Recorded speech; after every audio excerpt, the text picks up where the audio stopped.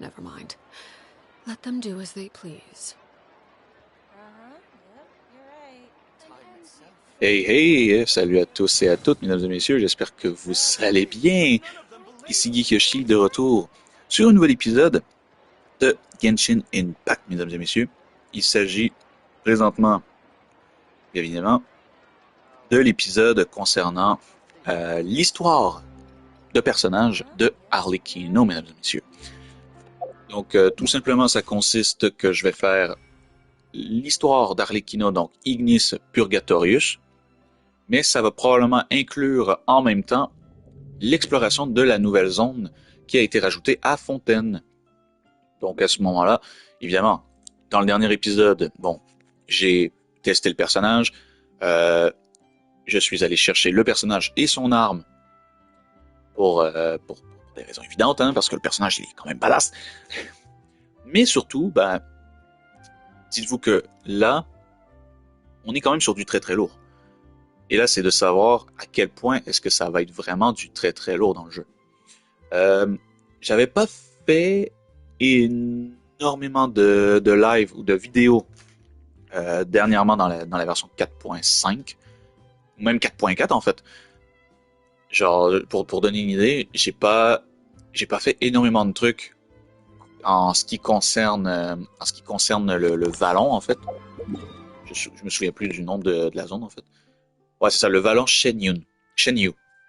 C'est une zone que j'ai pas mal explorée hors live au courant des dernières semaines, après avoir fini Final Fantasy VII Rebirth.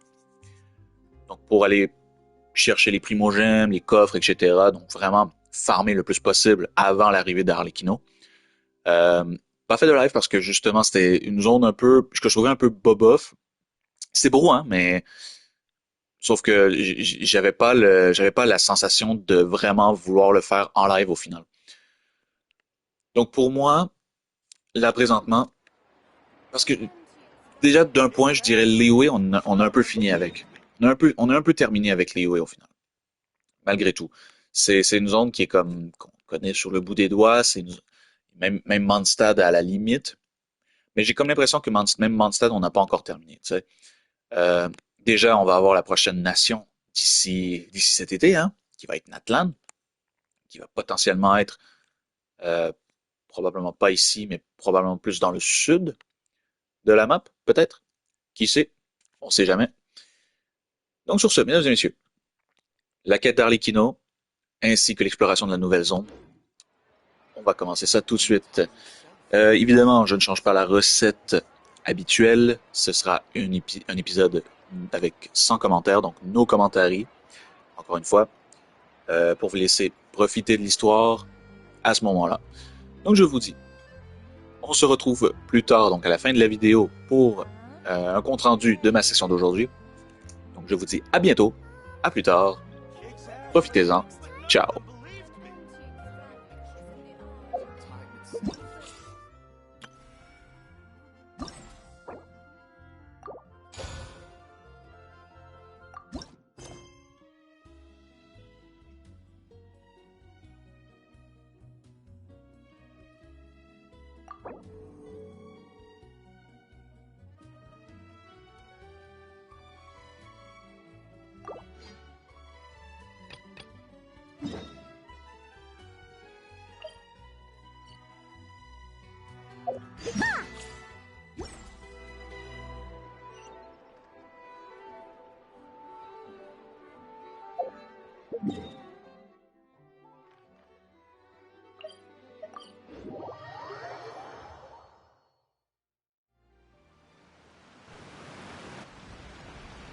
Hey, traveler, Paimon.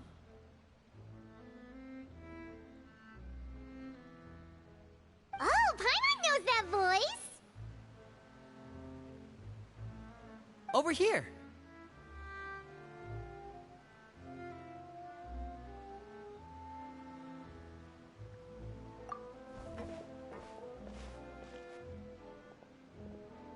To borrow one of the more popular turns of phrase at the moment, this appears to be quite the fated reunion.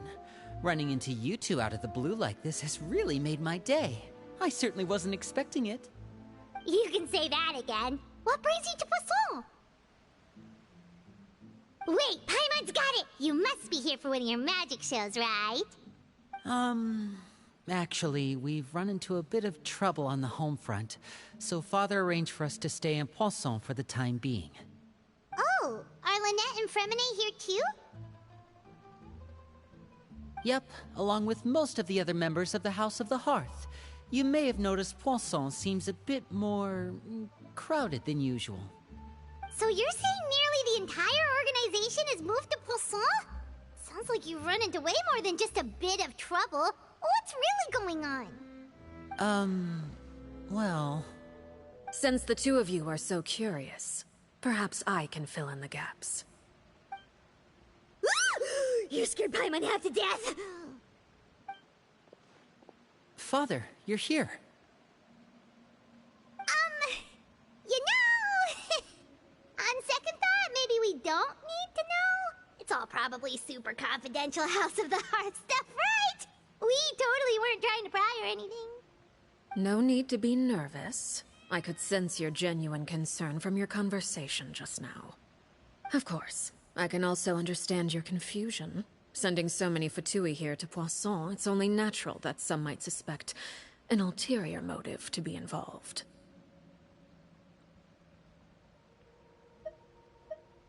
I understand.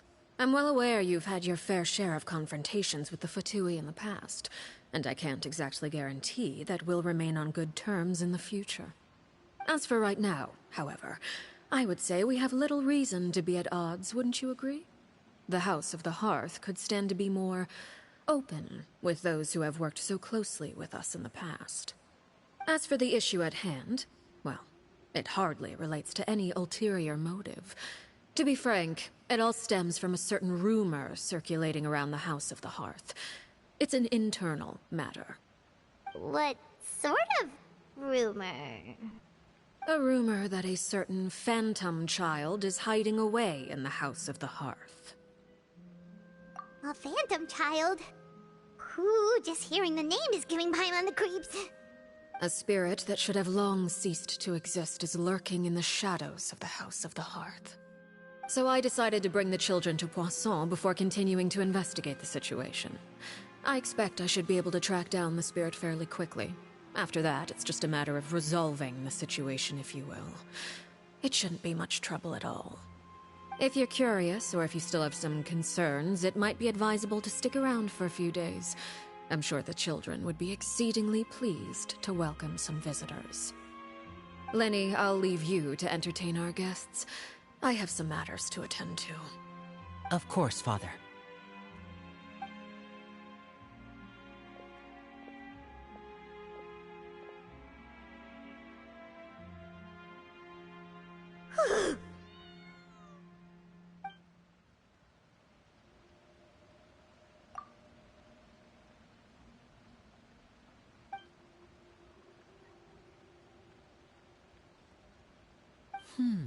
It has long been a dream of mine to invite you to our home and introduce you to my other siblings. You're quite well known in the organization already. A lot of people have been talking about you, especially after everything with the prophecy. If you're willing, why don't you stay a while and have a little chat with us?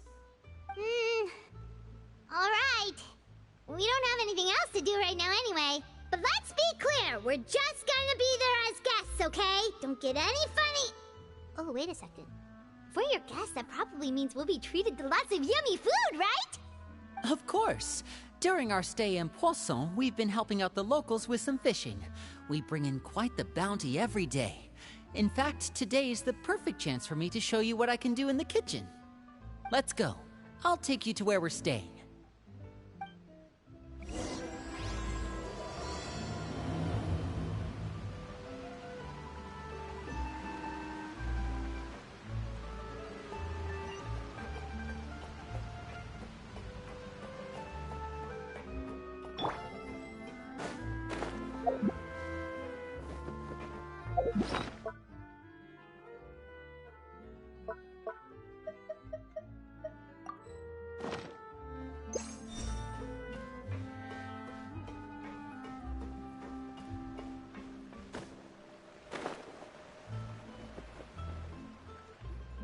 We rented this house from one of the locals to use as a temporary base.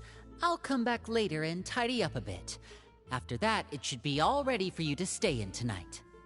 Awesome, thanks! So, where are we off to now? Well, when I happened to run into you two earlier, I was actually in the middle of distributing some supplies. With this many people staying in Poisson, we have to bring in outside supplies every now and then. I should probably make sure the rest of these provisions get delivered, otherwise people might start to get antsy. Okay, we'll come with! There are all sorts of rumors about your organization floating around out there. Paimon's not sure if she could even take a wild guess as to what's true and what's not. But now that we finally have the chance to see a day in the life of the house, we can take a good look at how you operate! Well, you're more than welcome to come along. Just follow me.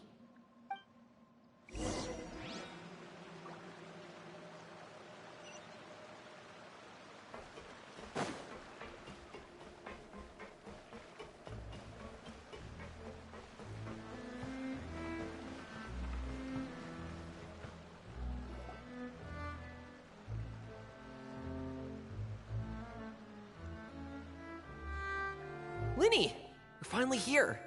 The supplies. I'm assuming you've... Brought them with me? Yep, here you go. Hello? Something caught your eye? It's the Traveler and Paimon! No way! Come here, everyone! Hurry! The Traveler and Paimon are here!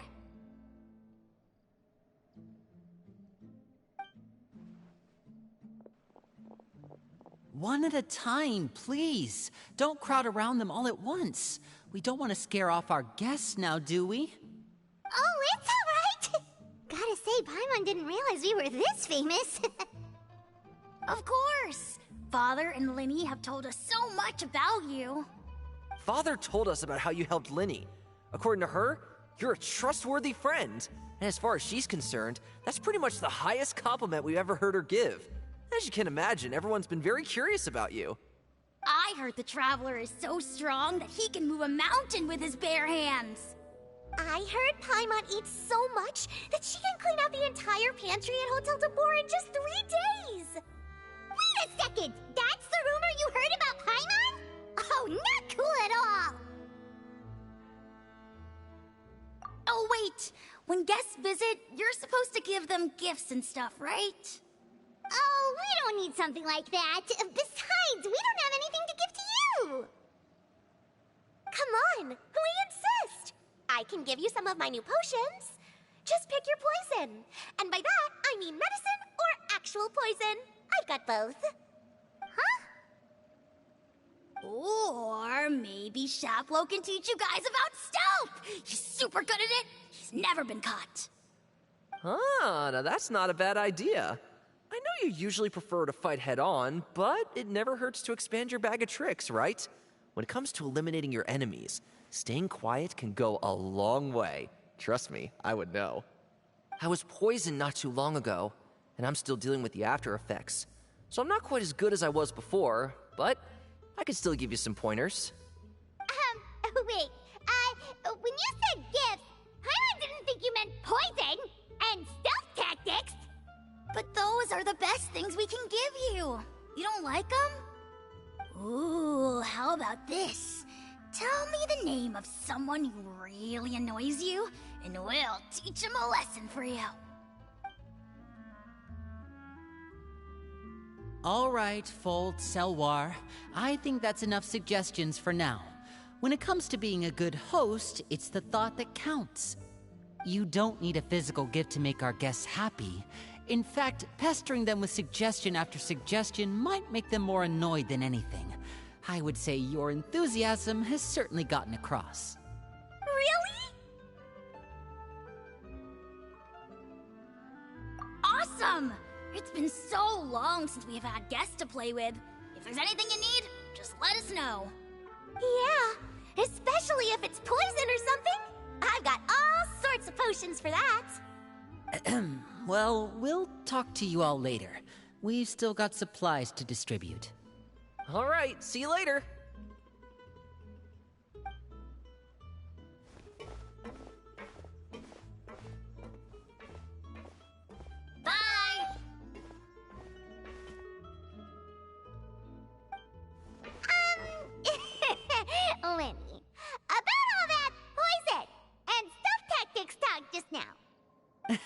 Scared you, did it? That kind of talk comes with being part of the House of the Hearth. When Foltz was really young, he strangled all of his family pets, just out of curiosity. He was labeled a dangerous problem child and was abandoned by his family. Elwar has an unnatural obsession with potions. Father has forbidden her from trying all the different concoctions she comes up with, but she still tries to test them in secret. You really have to keep an eye on that one. Chaplot is around my age. While I'm mainly responsible for collecting intelligence, he handles surveillance. He's very passionate about his work and has no reservations about taking on some very difficult missions. I know you two probably aren't used to that kind of talk, but I can promise you they only had the best of intentions. Things like stealth tactics and developing different poisons, they really mean a lot to them. They were just trying to share the best of what they could offer, that's all.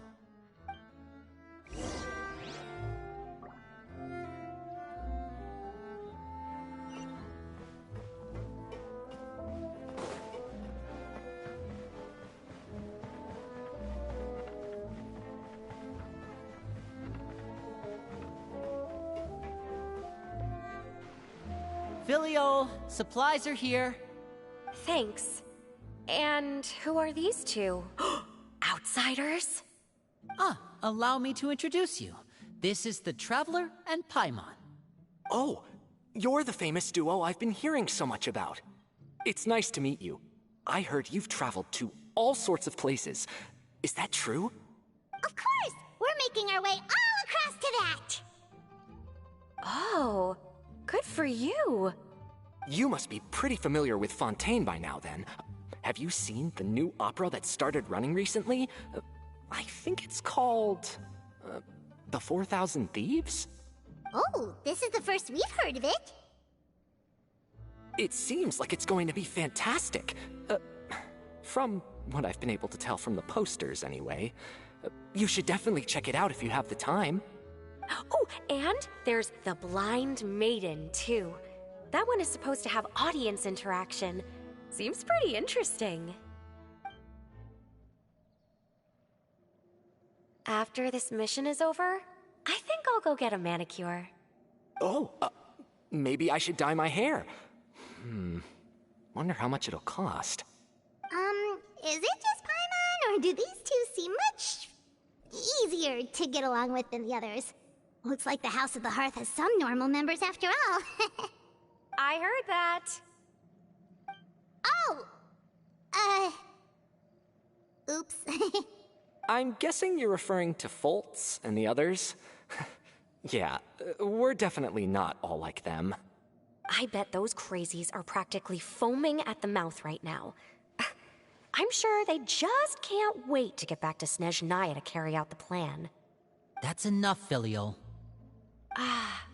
Don't talk about family members behind their back, right? Whatever. Let's go. Guess this is goodbye then. If you ever have some time, we should go see the opera together.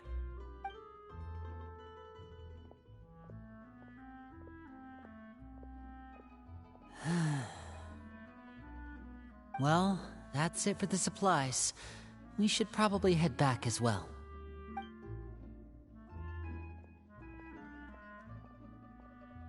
Well, they didn't seem too happy with each other. Seems like there could be something more going on here. You're right. We're only here as guests after all. Oh, Linny's getting super far ahead. Come on, let's catch up.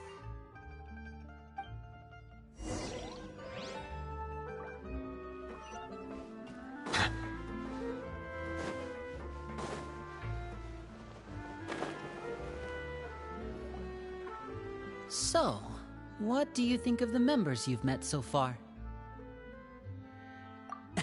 Well, Father is always encouraging us to be strong-willed and independent. So if there's one thing we've got, it's people who aren't afraid to speak their mind. Well, I should probably get cooking. Wanna join? Of course! Then let's head out and... Fremine? What are you doing here? Well, Fremine! Nice to see you again! You too. I heard you're here as guests of House of the Hearth. Welcome. We were just going to make some food. Why don't you come along? I could use some help in the kitchen, and I seem to remember you mentioning you wanted to make seafood soup for the traveler in Paimon. Seafood soup? Oh, Paimon is drooling already. Were you looking for something just now, Fremine? Maybe I can help. It's nothing. I just wanted to see if there were any extra supplies. Yeah, we've got some left over. What do you need? Some food and water, and some clean cloth, if possible. No problem. Give me a second here. Food, water... Wait a minute. What do you need all of those for? You're not on any missions as far as I'm aware, and you were just going to come eat with us. So what's this all about? I thought I'd grab an extra portion because I get hungry at night. Could be because I'm growing, you know, and... Fremine, you remember what I told you? You're not like me. Your lying skills still need some work. Tell me what's going on. Is it really bad enough that you have to keep it from your own brother? Maybe it'll be better if we gave them some space.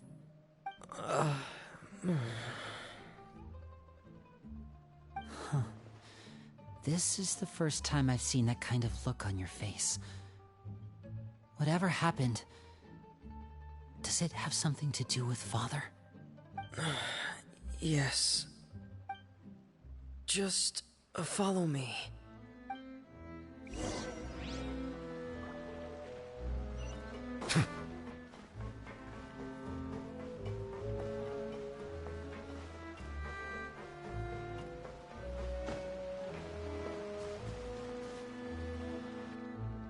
You're back!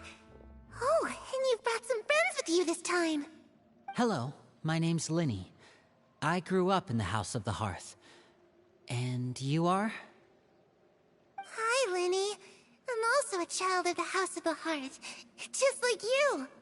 You can call me Clairvy. Clairvy? It's nice to meet you. Does that name ring any bells, Linny? No, not at all. That's not a name we have on our roster, I'm sure of it. What I'm not sure of, though, is how she managed to sneak in. She must be the phantom child Father's been searching for. From the looks of it, I'm guessing you were the one that found her, Fremine. You, haven't told Father, have you? No, I haven't told anyone. I've just been keeping her hidden. For how long? About half a month now. So ever since we got to Poisson, then, do you have any idea what you're doing? I know what I'm doing. Really? 'Cause from where I'm standing, it looks like you're hiding the very person Father has been trying to find.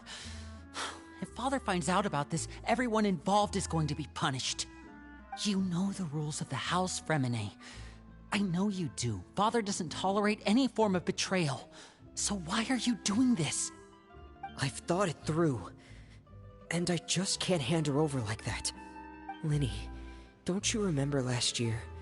Chaplot nearly died after getting poisoned during that one mission.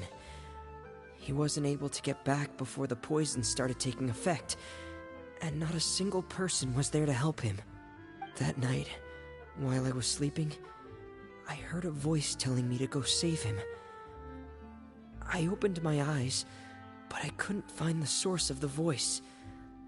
I thought maybe I was just hearing things, but I went to look for him anyway.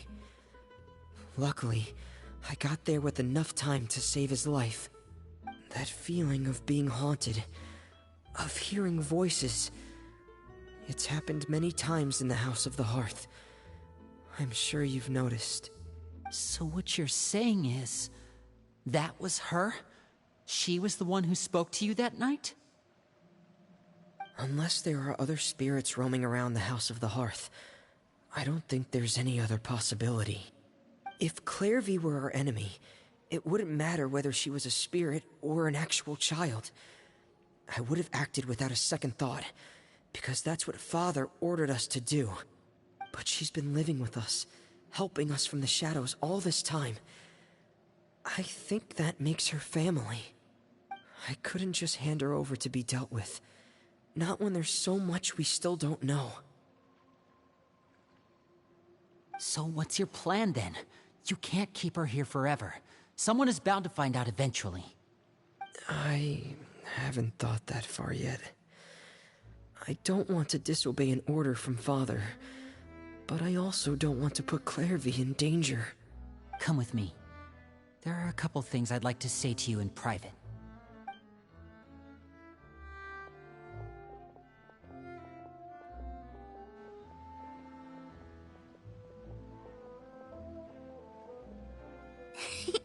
Those two sure care a lot about each other. Well, they got a funny way of showing it. From where Paimon was floating, it sure seemed like they were about to bite each other's heads off. No way! They have a really deep bond. I could tell right away, because I also have a friend like that. I just don't know how long that kind of bond can last. The darkness in the house runs deeper than you can imagine. No one can get out alive. I'm sorry, Linny. I really didn't mean to drag anyone else into this. Oh really? You didn't mean to? 'Cause I for one wish you did. Huh? What do you mean? You know, when we were younger, you didn't call me Linny. You called me brother, just like Lynette. We grew up together, the three of us. We were all orphans, all rescued by Father. Of all the siblings in the House of the Hearth, I think our bond was the closest. Later on, when you started calling me Linny, I wasn't actually surprised. After all, Lynette and I are related by blood. We've had to depend on each other to survive long before we joined the house. Linny, The darkest and most difficult moments of my life happened before you and I had ever met. I'm sure that's true for you as well. Even so, Fremine, we've stood by each other for all these years now, and to me, that means more than blood.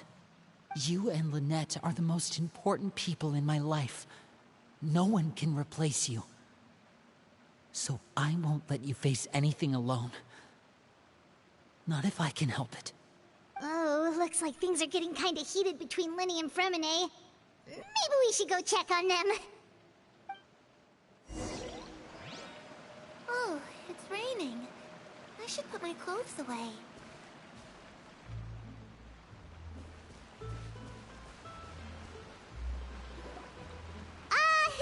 Hey, you two! Hope we aren't interrupting anything. Like a fight, or... Oh, wait a minute, Fremine. You're not crying, are you? Is everything alright? everything's fine. Thanks for asking. Well, we're all friends here, right? We've been through so much together, so if there's anything we can do to help, just say the word. It's just a small family dispute. It's not something our guests should trouble themselves with. In fact, it might be better if your stay ended here. What are you getting at, Traveler? When guests are around, families are often on their best behavior. And any disputes are less likely to escalate. That's what you're trying to say, isn't it? I just... Thank you. I was really hoping to keep you out of it. But even if I could think of some other reason to turn you away, I'm not sure I could convince you. I know things could turn dangerous, so I promise you this. From now on, I'll protect you like my life depends on it. Me too. Well, back to the matter at hand then. If we don't plan on handing Clairvy over to Father, then our only other option is to solve the mystery of her identity before Father is able to track her down. That means finding out where she came from and what she's doing here. Then we can send her on her merry way and pretend like none of this ever happened. I've tried that already. And? And... nothing. I tried taking her somewhere really far away, but... after some time, she just reappeared. She even came with us all the way to Poisson. It seems like wherever the house is, she follows. I don't know much about spirits. Do you two have any ideas? Let's see here. Paimon remembers hearing something like, if you fulfill a spirit's last wish before they die, they'll let go of whatever's keeping them here and return to the ley lines. Oh, it's just that Paimon doesn't really remember where she heard that, so it's not guaranteed to work or anything. Well, sounds like it's worth a shot. Guess that means we should go ask her about her wish. But first, Fremine, I need you to promise me something. What is it? I need you to promise me that this will stay between the two of us. We're the masterminds behind this whole thing. No one else gets involved. Can you do that for me? Of course. I promise. All right. Then let's seal the promise just like when we were kids. Fist bump on 3. Ready? 1, 2, 3. I swear.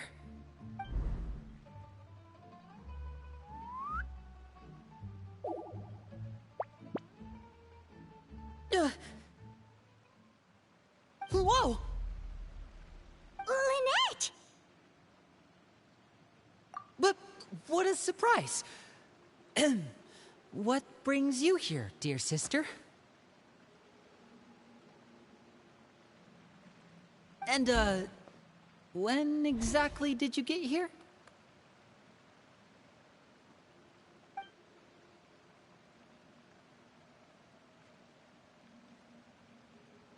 You're an idiot, brother. And you too, Fremine.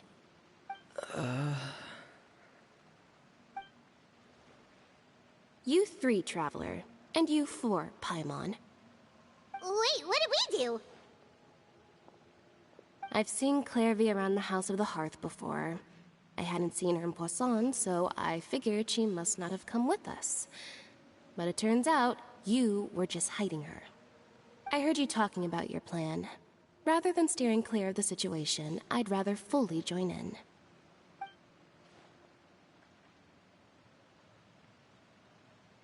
If you don't agree, I'll have no choice but to report everything back to Father. Simple as that. You're not giving us much wiggle room here, Lynette. Well, I guess we're all in this together then. After we talk to Clairvy, we'll figure out our next move.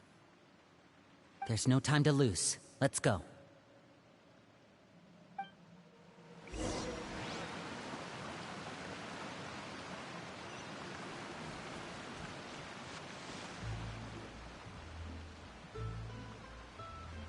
I'm full. Thank you for bringing me this food, you guys. She said she's full, but the food doesn't look like it's even been touched. That's right. Based on what I've been able to observe, it doesn't seem like Clairvy can interact with the physical world at all. Still, when she's presented with food, she'll always linger around it for a good little while. Maybe, in her mind, she really is eating those things.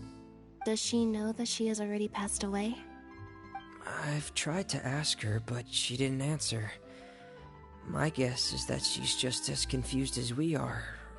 Or maybe she couldn't understand the question at all. Clairvy, if you've got some time, I'd like to ask you a few questions. Sure. Oh, another new friend. Hi, I'm Clairvy. Hello. Clairvy, how did you join the House of the Hearth? Huh? Isn't it the same for everybody? The knave brings you here and then you can't leave. It's just that your name, it's not on the roster. And I've never seen you before. The roster? Oh, I get it now. I think there might be some things you don't know about this place. The people in charge, they're not as nice as they look. They say they keep a roster, but it's not complete. There are a lot of people who aren't on it, and never will be. In this house, some people are family, and other people are just test subjects. Those kinds of people aren't ever going to get a place on the roster, unless it's the roster of people who've been executed. Wait, does that mean the knave... She... Is there anyone that can vouch for you? Perry, she's my best friend. She's the only one I trust in this place. Have either of you heard of that name before? No. Me neither. Clairvy, Perry. Neither of those names are on the roster. But it seems like she's telling the truth. Either that, or this kid's already got a bag of tricks bigger than mine. Maybe we should try a different approach. Clairvy, do you have a wish? A wish? It can be anything you want. Just imagine. It's your birthday, you're blowing out the candles, and your wish is...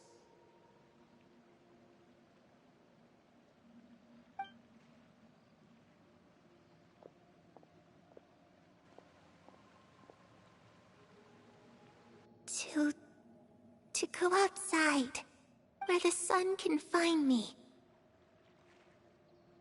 That's... it? Well, that sounds easy enough. The darkness in the house runs deeper than you can imagine. No one can get out alive.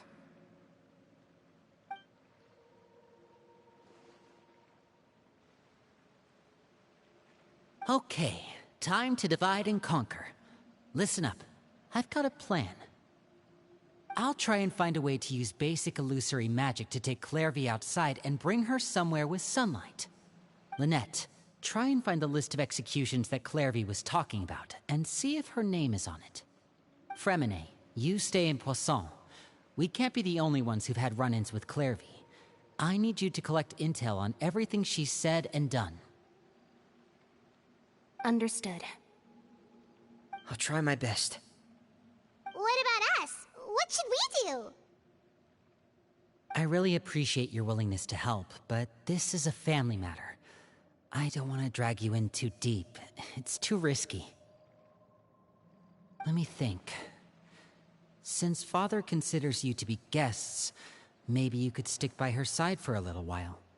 You don't need to do anything except keep up some nice, casual conversation. Ah, Paimon gets it. You want us to distract her.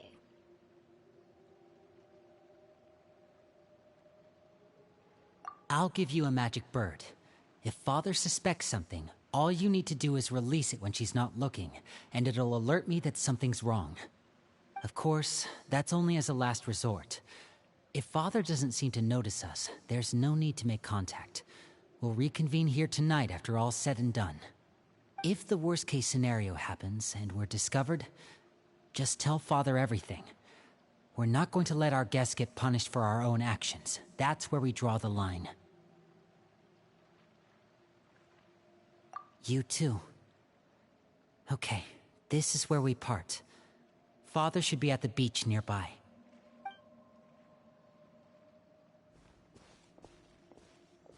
I really hope this goes well. No, it has to go well. That's the only way this can get resolved.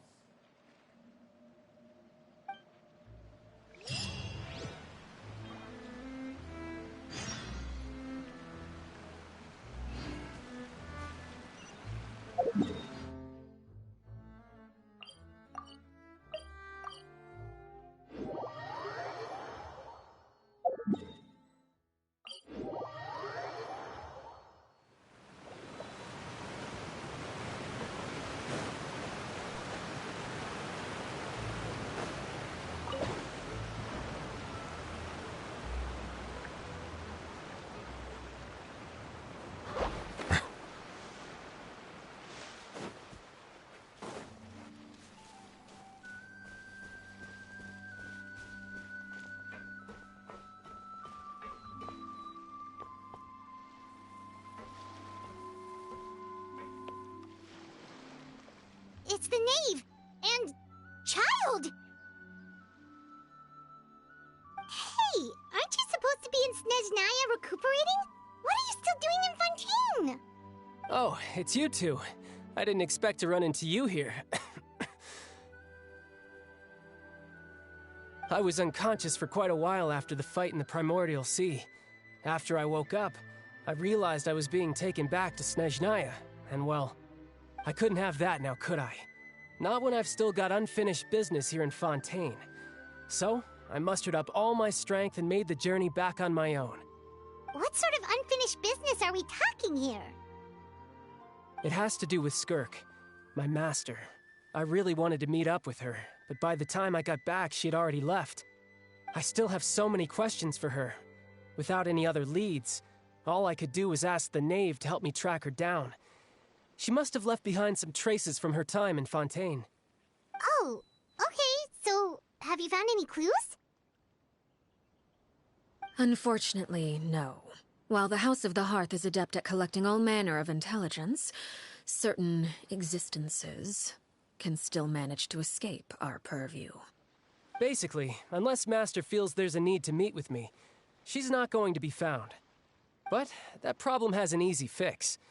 I just need to become stronger, and then... Paimon thinks you should focus on getting better first. The worst of it is over.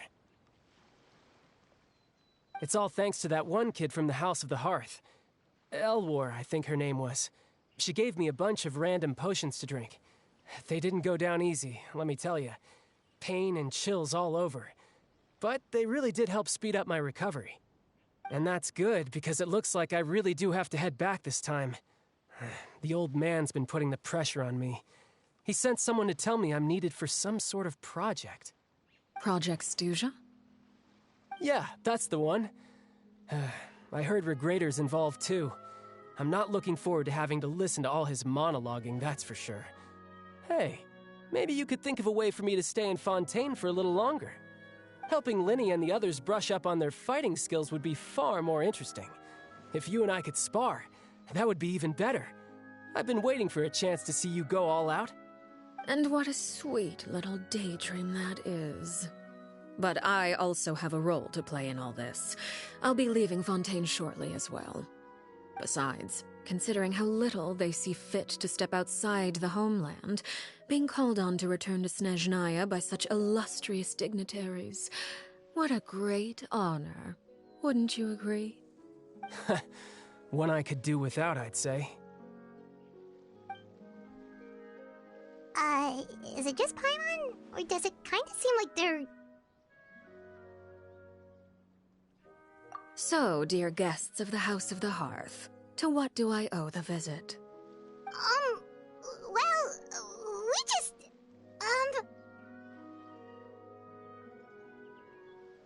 Right! We're super close to Linny and the others, but we still don't know much about you! Is that so? Introductions have already been made, have they not? Oh, well, you see? There's only so much you can learn about someone from a short introduction. At least tell us something a little extra, like... Why do you call yourself father? Huh, good question. I'd also like to know. The fact that you have to ask tells me our intelligence work has been quite successful. Telling you the answer to that question would only serve to undermine that success. And we can't have that, now can we? Spoken like a true diplomat. That was some expert sidestepping right there.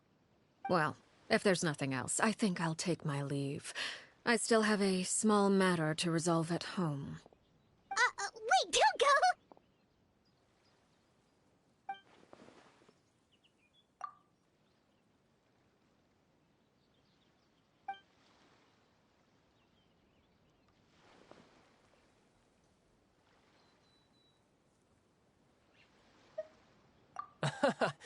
I'd also like to hear the answer to this. I've met some of the members of your organization, and they all seemed like really good kids. They actually reminded me of Tonya and Tusser. Which, by the way, if you ever betray them, I'm just letting you know, I won't let you off easy. And why would I betray them? Well, you've already betrayed the House of the Hearth once, haven't you? At least, that's what I heard.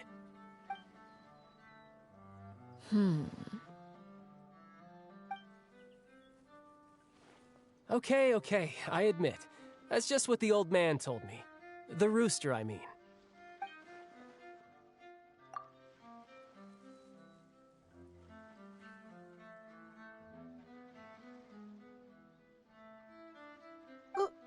Wait, did you really do something bad to those kids? Never mind what I've done. I'm more curious as to what the mighty rooster had to say. Care to enlighten me? Ah, well, nothing much. Just some stuff about you taking out many other members of the House of the Hearth, and even going so far to attack your own family. I see. Oh, based on your reaction, I'm guessing it's all a bunch of lies. Hardly. I don't appreciate his particular turns of phrase, but I suppose he didn't say anything untrue. Although, it would be more accurate to say that there is a certain level of prejudice involved, but I don't intend to clear that up just yet. Prejudice has a funny way of concealing the real truth behind certain things, an attribute that I find to be quite advantageous. Call yourself a Fontanian, for example, and people will assume all sorts of things, when the real truth is that this is simply the land where I was raised. Huh? You're not actually from Fontaine? But then why did you try to help out with the prophecy and everything? I was trying to protect the children born in Fontaine. Claiming that I myself was a Fontanian simply made it easier to operate. People would hardly suspect a fellow Fontanian of having any ulterior motives. Who wouldn't want to save their homeland after all? The primordial sea wouldn't have any effect on me, but it would have caused great harm to the House of the Hearth. Well, you wanted extra information, didn't you? There you go. I hope that satisfied your curiosity.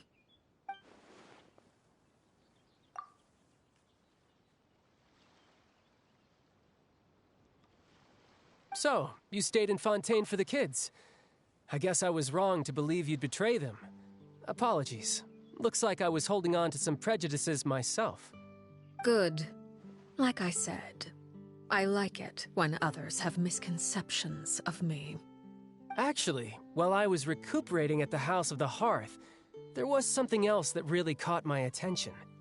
I heard that members always resolve disputes and arguments with a friendly spar, and the loser has to back down.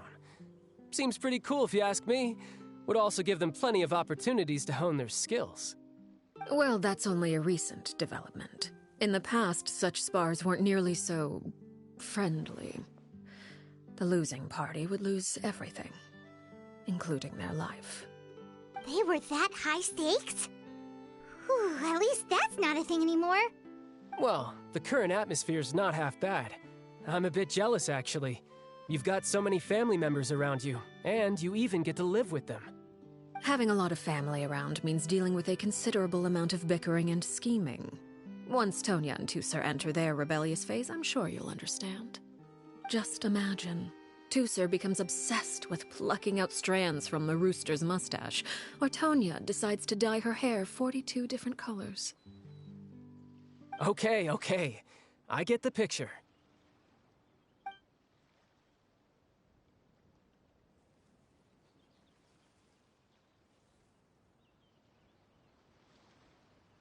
Well, would you look at the time? I should probably get going. Traveler, Paimon, I'm not sure where our paths will cross next, but the next time we run into each other, we should definitely try and find some time to spar. Again, maybe this is a conversation we can have when you look less like you're gonna keel over. All right. Well, thanks for everything, Arlecchino. No thanks necessary. You also played a part in obtaining the Gnosis. I would say we can call ourselves even. I like the sound of that. Well, I'm off. See you all some other time. We should probably get going too. Do you want to head back with us? Oh? You want me to leave so soon? Oh,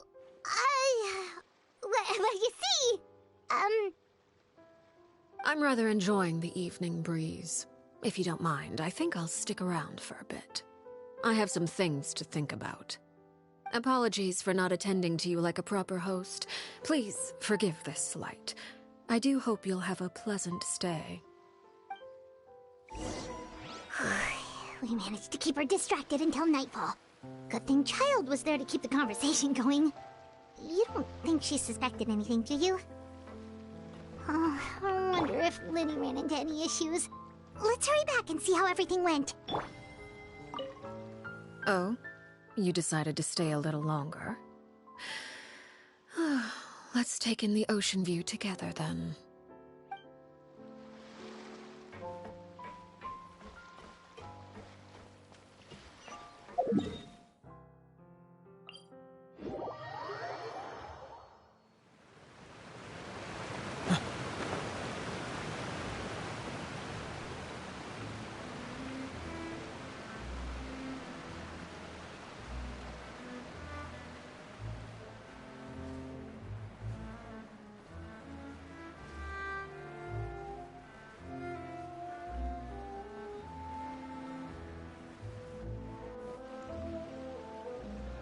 Linny, how did everything go?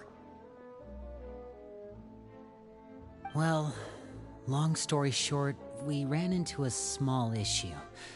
Clairvy can't go into the sunlight. Everything was fine at first. She followed me up to the surface just like I told her.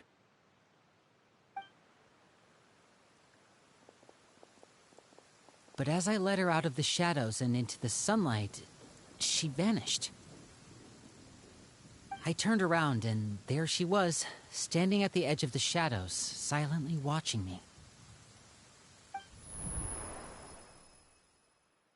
Huh. Maybe she's afraid of sunlight, or... No, it wouldn't be her wish if that were the case. Well, we could always try pushing her into it. Oh, true. I've pretty much tried it all already. Nothing worked. Eventually, the sun went down, so all I could do was bring her back here. How did it go with you, Lynette? Good. I've got the list. It's right here. Really? Well, what are we waiting for? Let's take a look!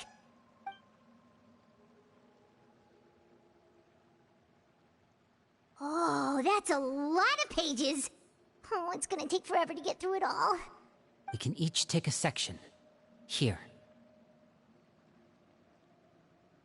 La Pouillade, l'endroit, Chambel, Horaire.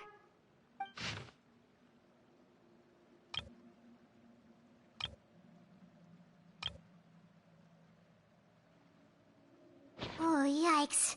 That Horaire guy has a huge scar on his face. He's kinda giving Paimon the creeps.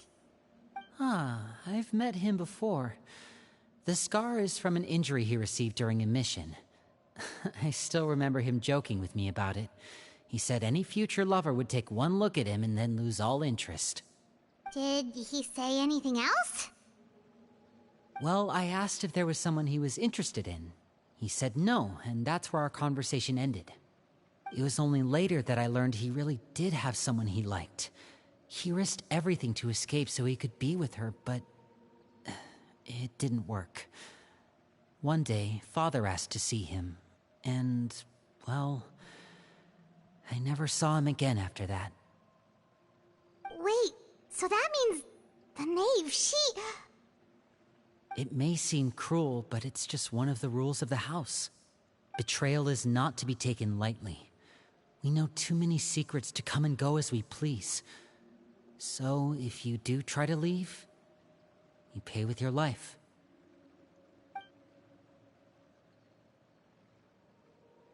Her name's not here, huh? Well, that's not too surprising. It doesn't seem like this list is complete. It only contains records dating back around 5 years. Let's shift our attention then. Fremine, were you able to find anything out? Fremine. Sorry. I was thinking about something. I managed to talk to quite a few people, but I couldn't help but notice that the atmosphere in the house was a little... strange. Strange? Yeah, I mean, I know there have been arguments in the past, times when people haven't gotten along. Chaplot and Filiol are a good example of that. Oh, those are two of the people that we met while delivering supplies. Paimon can see how they might not get along. They had very different vibes, and their, interests seem to be pretty different as well. That's to be expected, actually. Father brought us all here, shared her knowledge with us, taught us how to fight. That's one thing we all share. But that's also where the similarities end. Not all of us feel the same desire to stay here. As members of the House of the Hearth, we're also considered part of the Fatui. And to a lot of people, that's an identity they never asked for. Certain members get older and realize they want something else for themselves. But considering the rules of the House, most people would never say that out loud. People like Chaplot and Foltz are loyal to Father and her vision. They're proud to be part of the Fatui. Filiol and Nantoy, on the other hand, well, they aren't quite as enthusiastic. These kinds of conflicts have always been there. It's not like Father is in the dark about any of this. Well, that's true. But it just feels like things have gotten worse lately. Filiol and the others, it seemed like they were meeting in secret to talk about something. I can't say for sure, but I think they've met Clairvy. You think she's been inciting them to act out? No, not exactly. But I wouldn't be surprised if she said something to them about the darkness in the house and how deep it runs.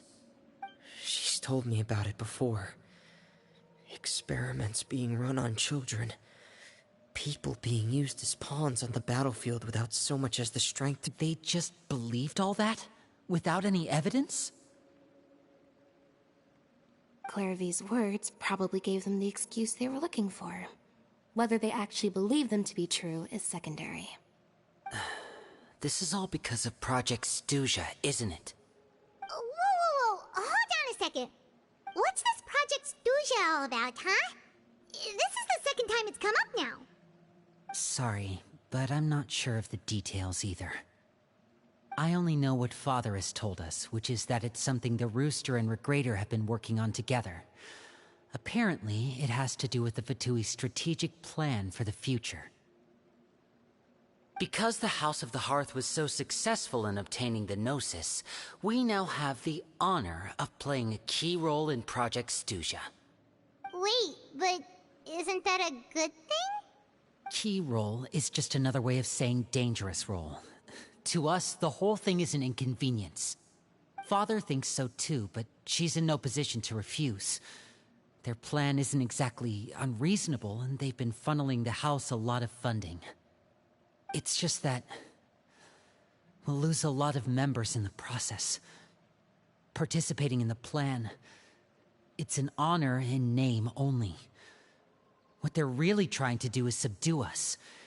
The existence of an intelligence organization outside their control makes them feel uneasy.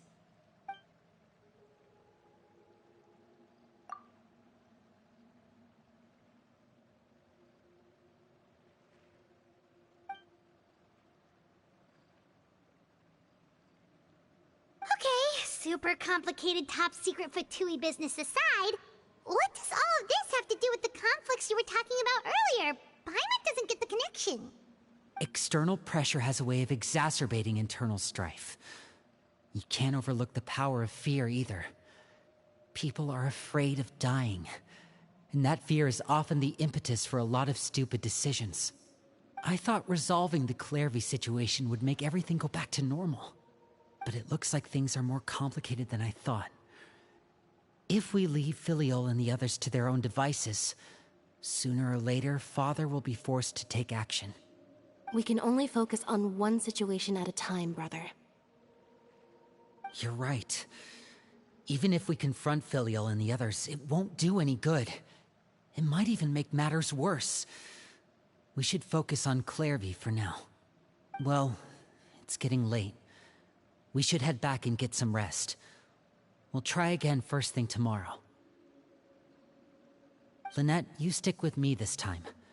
Fremine, keep a close eye on Filial and the others. Make sure they don't do anything they'll regret.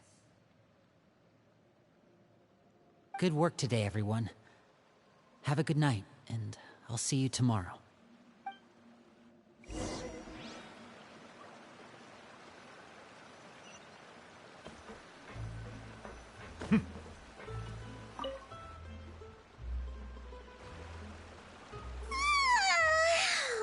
I'm always looking forward to an early night, but she can't sleep at all. Hey, you don't think the knave will be too angry with Linny and everyone if she finds out about all this, do you? She's even scary when she smiles. If she were to actually get angry... Ooh, you have to protect Paimon if that happens, okay, Traveler?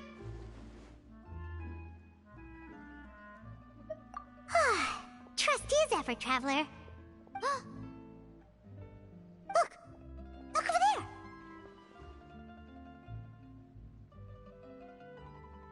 Quick! Let's catch up with her before anyone sees!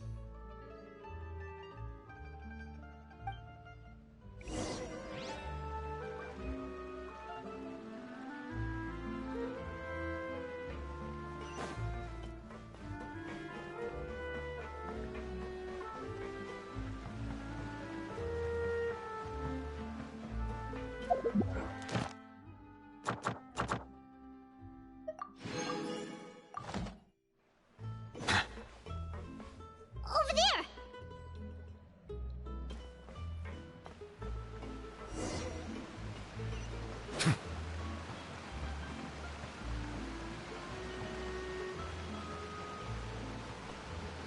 Oh, where is she going? Oh, if someone sees her, we're toast!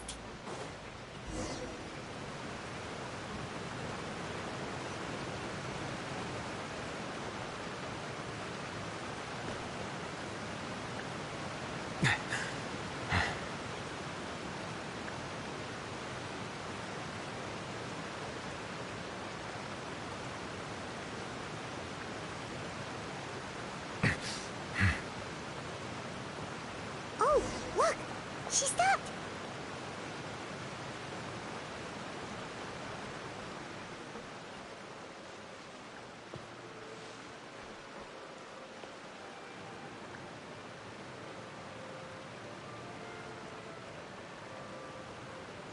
Clairvy! Shh! I opened the window while no one was looking. Look how pretty the outside is. If only I could have more than this. You probably think I'm being silly, huh? All this hopeless resisting? It's better to dream of what I could have than try to make it a reality, right? Please, help us get on the same page here, Clary. We need you to tell us what you know. Can you do that? Sure. Although, after you hear all this, I think you might regret that decision. Everyone in this family is nothing more than a tool. Something to be used and exploited. We're all expendable. Including me. As long as you're useful, you get to stick around.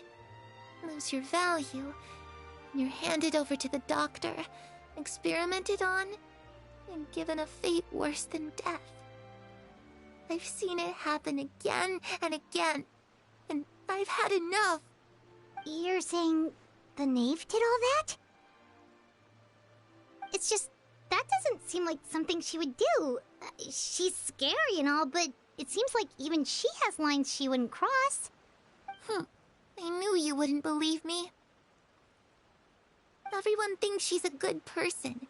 They all think of her like a real mother. Mother? But she doesn't deserve that title. She's disgraced it and tarnished it.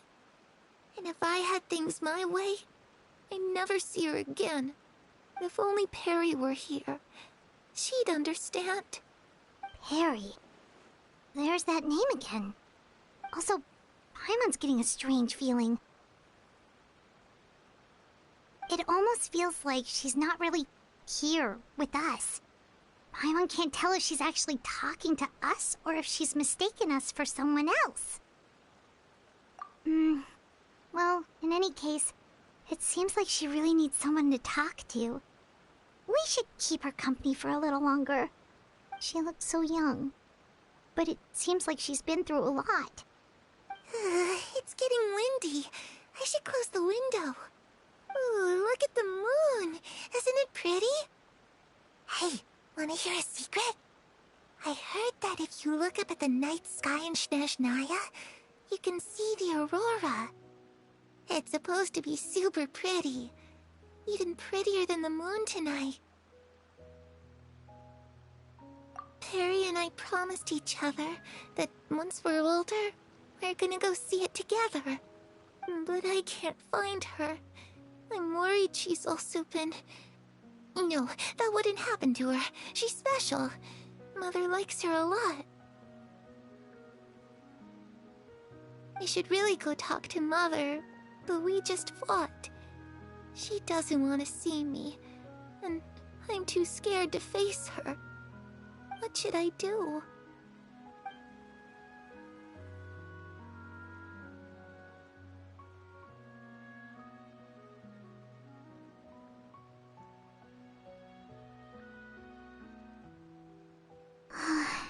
Paimon really doesn't understand what's going on with her. Well, let's head back. We've got an early morning tomorrow.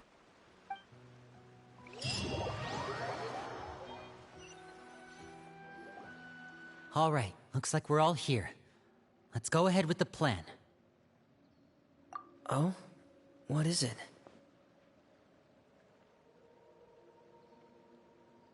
What makes you ask that? Well, we kinda ran into Clairvy last night, and that's what she told us. We met the doctor back in Sumeru. He's super dangerous, and he's done all sorts of bad things. It's possible that Father and the Doctor have had certain dealings, but I don't think Father would work with him. We're not really on the same side, so there's not a lot of trust between them. That doesn't exactly set the stage for a successful partnership. I did hear, though, that when Father first became a Harbinger, the Doctor offered to work with the House of the Hearth. Father rejected most of his proposals, except for one. It had to do with some sort of secret experiment. Secret experiment? Could that be what Clairvy was talking about? I don't think so. I don't know any details about the experiment itself, but I do know it's an entirely independent operation. The Doctor only proposed a direction for the research. That was the extent of his involvement. I still don't think that counts as working together.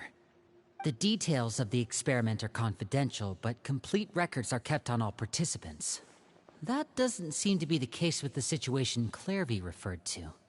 I know you don't agree with some of the Fatui's methods, and I'm not asking you to. But I am asking you to trust us on this.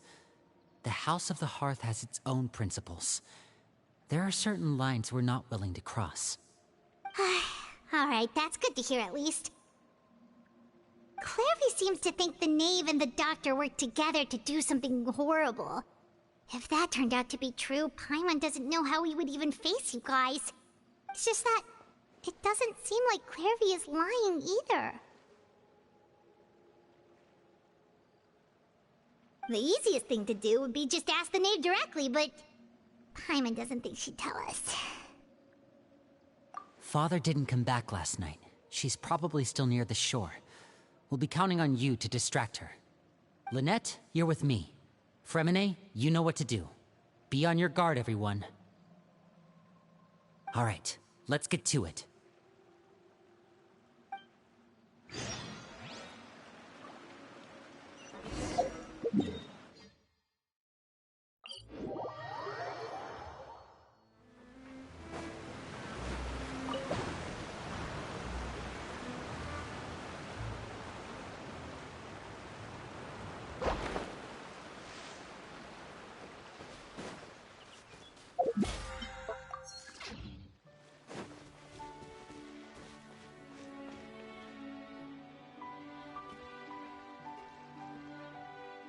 Ah, it's you two again. I must say, you look a bit pale. Did you have trouble sleeping last night? A little. Perhaps if you had less on your mind, you'd be able to absolve yourself of such troubles. So what are you planning to do now? Catch up on some sleep? Or should I give you some time to rack your brain for a topic to discuss before I ask any questions? Although I must profess to being curious. Without child here, how do you plan on distracting me? Us? Distract you? A good one. But no, we were just here for a chat. Looks like you could have used some extra time to think. No matter. If you don't have any other plans, why don't you accompany me somewhere? Don't worry. I'll be sure to steer clear of any scheming children. The ocean breeze is sure nice today. Children always think they can hide things from the grown-ups. But nothing gets past me. Least of all a little scheming. I think I'll let them have at it for a little longer. I can be very patient. Well, I'll leave you to think things over. If you're so inclined, meet me outside the Palais Mermonia. Good things come to children who do as they're told. So I do hope you decide to tag along. If only for your friends' sakes. What should we do? She clearly knows about everything we've been doing, and Paimon doesn't think it'd be a stretch to say she was threatening us just now.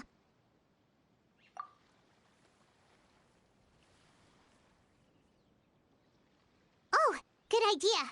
Hopefully he sees it in time. Well, we should probably head to the Palais Mermonia.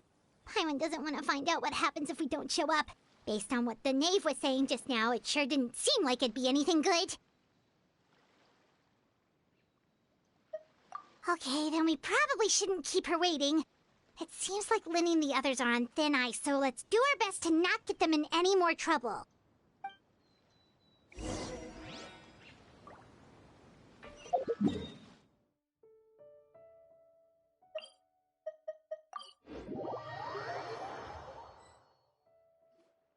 Seeing as we still have some time before my meeting, we might as well enjoy some pleasant conversation while we wait.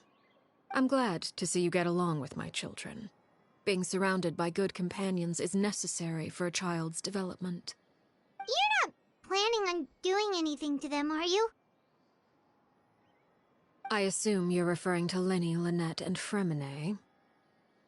Although, there's that situation with Filial and Nentoy as well.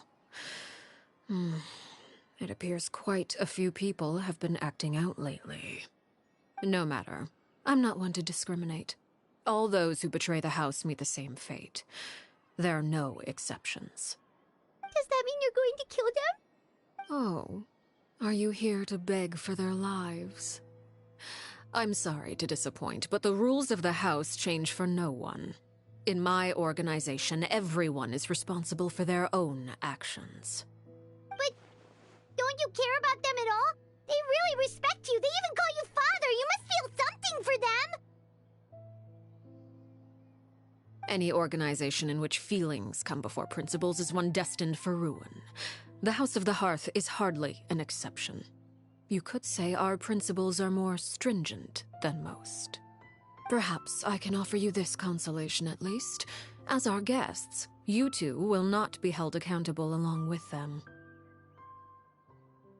I would imagine Lynnie, Lynette, and Fremine will be able to keep their lives. As for Filial, Nentoy, and the others, I'm afraid there's little I can do. They can try to escape, but once you know our secrets, there's no getting out alive. But that's awful. Ah, you seem concerned. Out of consideration for my guests, I suppose I could turn a blind eye for a little longer. If Lynnie and the others manage to dispose of Clairvy in the meantime, all evidence of their wrongdoing will be lost. In that case, I could hardly punish them for something I couldn't prove. If their efforts are unsuccessful, on the other hand, all will be held accountable. And the punishment will be severe. Of course. Oh, and here, I believe this belongs to you. Do try and keep better track of it next time. It takes a considerable amount of time to train a bird like this. It would be such a pity if you were to lose it. Permanently. Wait, where did you get that? Well, I'm afraid that's all the time we have to chat. Now, for the matter at hand. I asked you to meet me here because I have business at the Palais Mermonia. It has nothing to do with you, but I think it would be prudent for you to stick by my side for the time being. There will always be time later to run off and tell Linny what you've learned. Well, time to go. Looks like we wrapped things up just in time.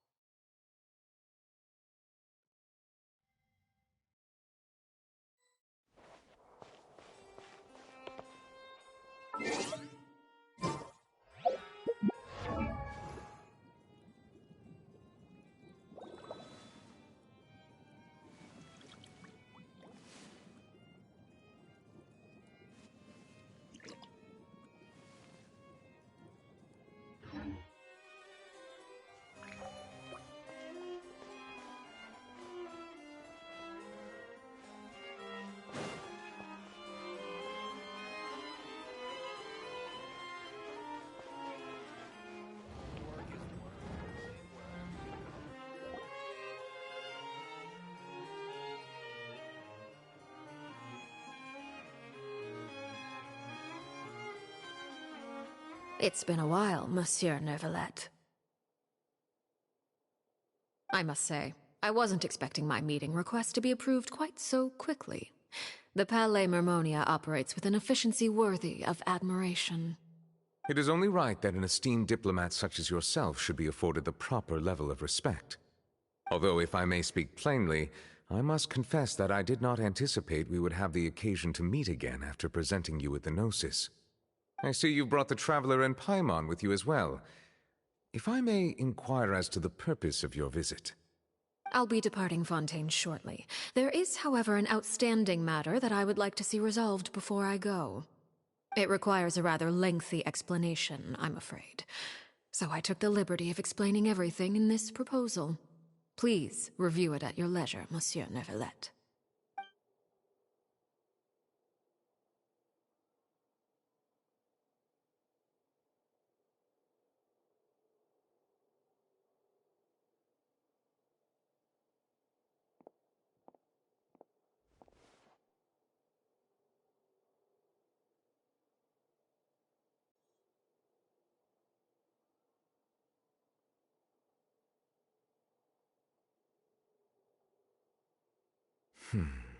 I understand your request.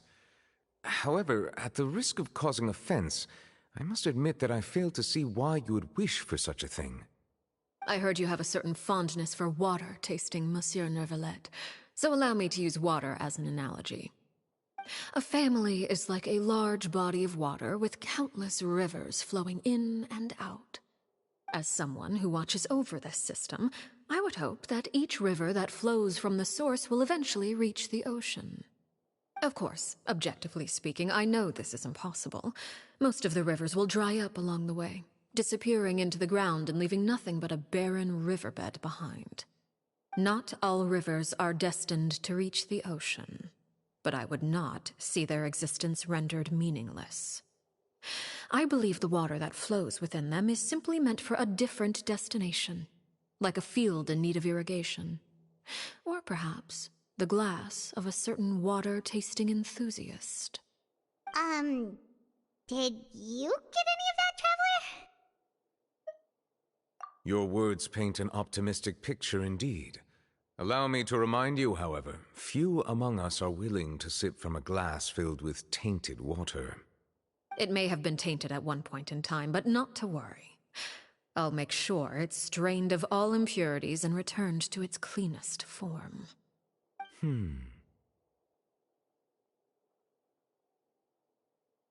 I seem to recall there being a transactional aspect to your proposal. Perhaps you could expound on that? If you accept my proposal, Monsieur Neuvillette, I will gradually withdraw my forces from Fontaine. And, unless absolutely necessary, I will no longer carry out any special missions within Fontaine. I presume I can take your words to mean that, in the future, cases similar to the Tartuffe assassination will cease to cross my desk? Tartuffe? Ah, that thief who embezzled funds from all those charities, you mean? My deepest condolences to his family, but without any evidence, I cannot imagine how the House of the Hearth might have been involved in his passing. Of course, if you accept my proposal, Monsieur Neuvillette, I'm sure certain measures could be taken to reduce the frequency of such troubles. You choose your words carefully indeed. In that case, I am inclined to accept your proposal. My thanks for your generosity, Monsieur Neuvillette. Well, with that settled, we should be going now. I took the liberty of bringing along 2 bottles of spring water from Snezhnaya for you to enjoy. I do hope I get the chance to hear your impressions. Perhaps at our next meeting? Yes? Indeed. I trust you would not overlook your commitment in the meantime. All right, Traveler Paimon. Time to go.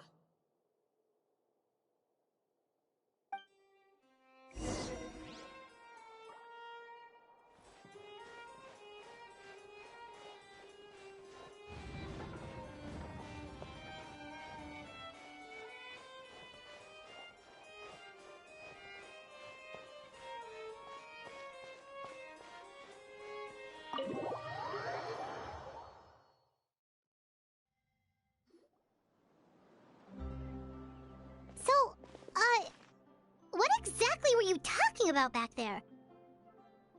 Paimon only heard you mention some rivers, a large body of water, and then some kind of irrigation scheme. You really want to know? I would imagine there might be more pressing concerns at the moment. Winnie, Paimon really hopes everything's going okay. Oh, Paimon recognizes that look. You've got your thinking cap on, don't you, Traveler?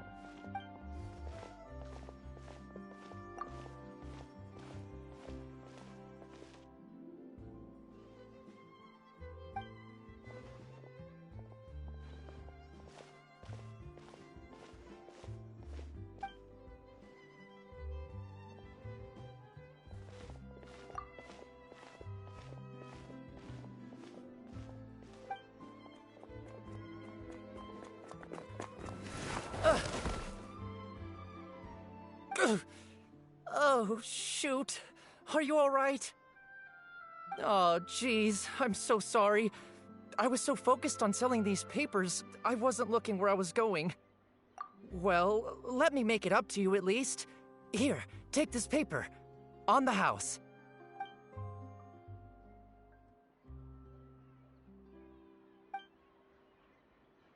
Oh, you don't have to give us anything. Please, I want to. It's not like I'm short on supply. All the extras will be useless come tomorrow anyway. It's my fault, really. I was just trying to bring home some extra mora for the family, but I bit off more than I can chew. I haven't had many takers today, so I'm still swimming in papers. What's going on here? Nothing much. I just ran into your friend here on accident. I should probably get going, actually, so... Hold on. Of course, I'm happy to compensate you with mora, it's just... I don't have any on me at the moment. I'll take 3 papers. Here. Your payment. Oh! Thank you for your patronage. May the Archons bless you with good fortune. If only I had the chance to run into such generous customers every day. I should probably just take on a smaller inventory though, right? I'm getting married soon, so sometimes it's hard to not get ahead of myself. Anyway, I should head out. Goodbye! Well, now that my affairs are settled, we should take the boat back to Poisson. We've even acquired some light reading to enjoy along the way. Actually, why don't we stick around for a little longer? Paimon just realized how hungry she is. She can't head back to Poisson on an empty stomach.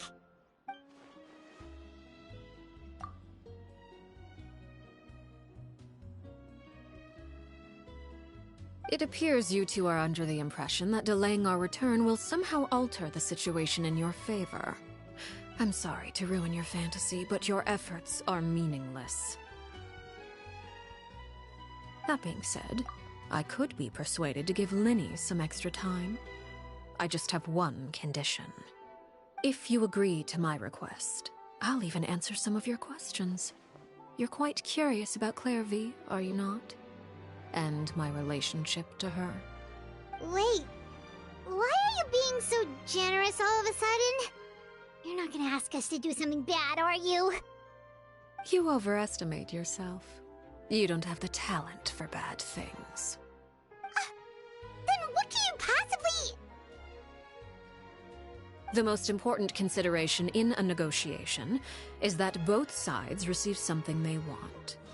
Demands and threats only get you so far. Wonderful. Here it is. When the time comes, make the choice that you deem most appropriate in the situation, and lend your help to the House of the Hearth. Okay, sounds normal enough. But what do you mean, when the time comes? When is that supposed to be? That is for you to decide. Then we have a deal. Follow me.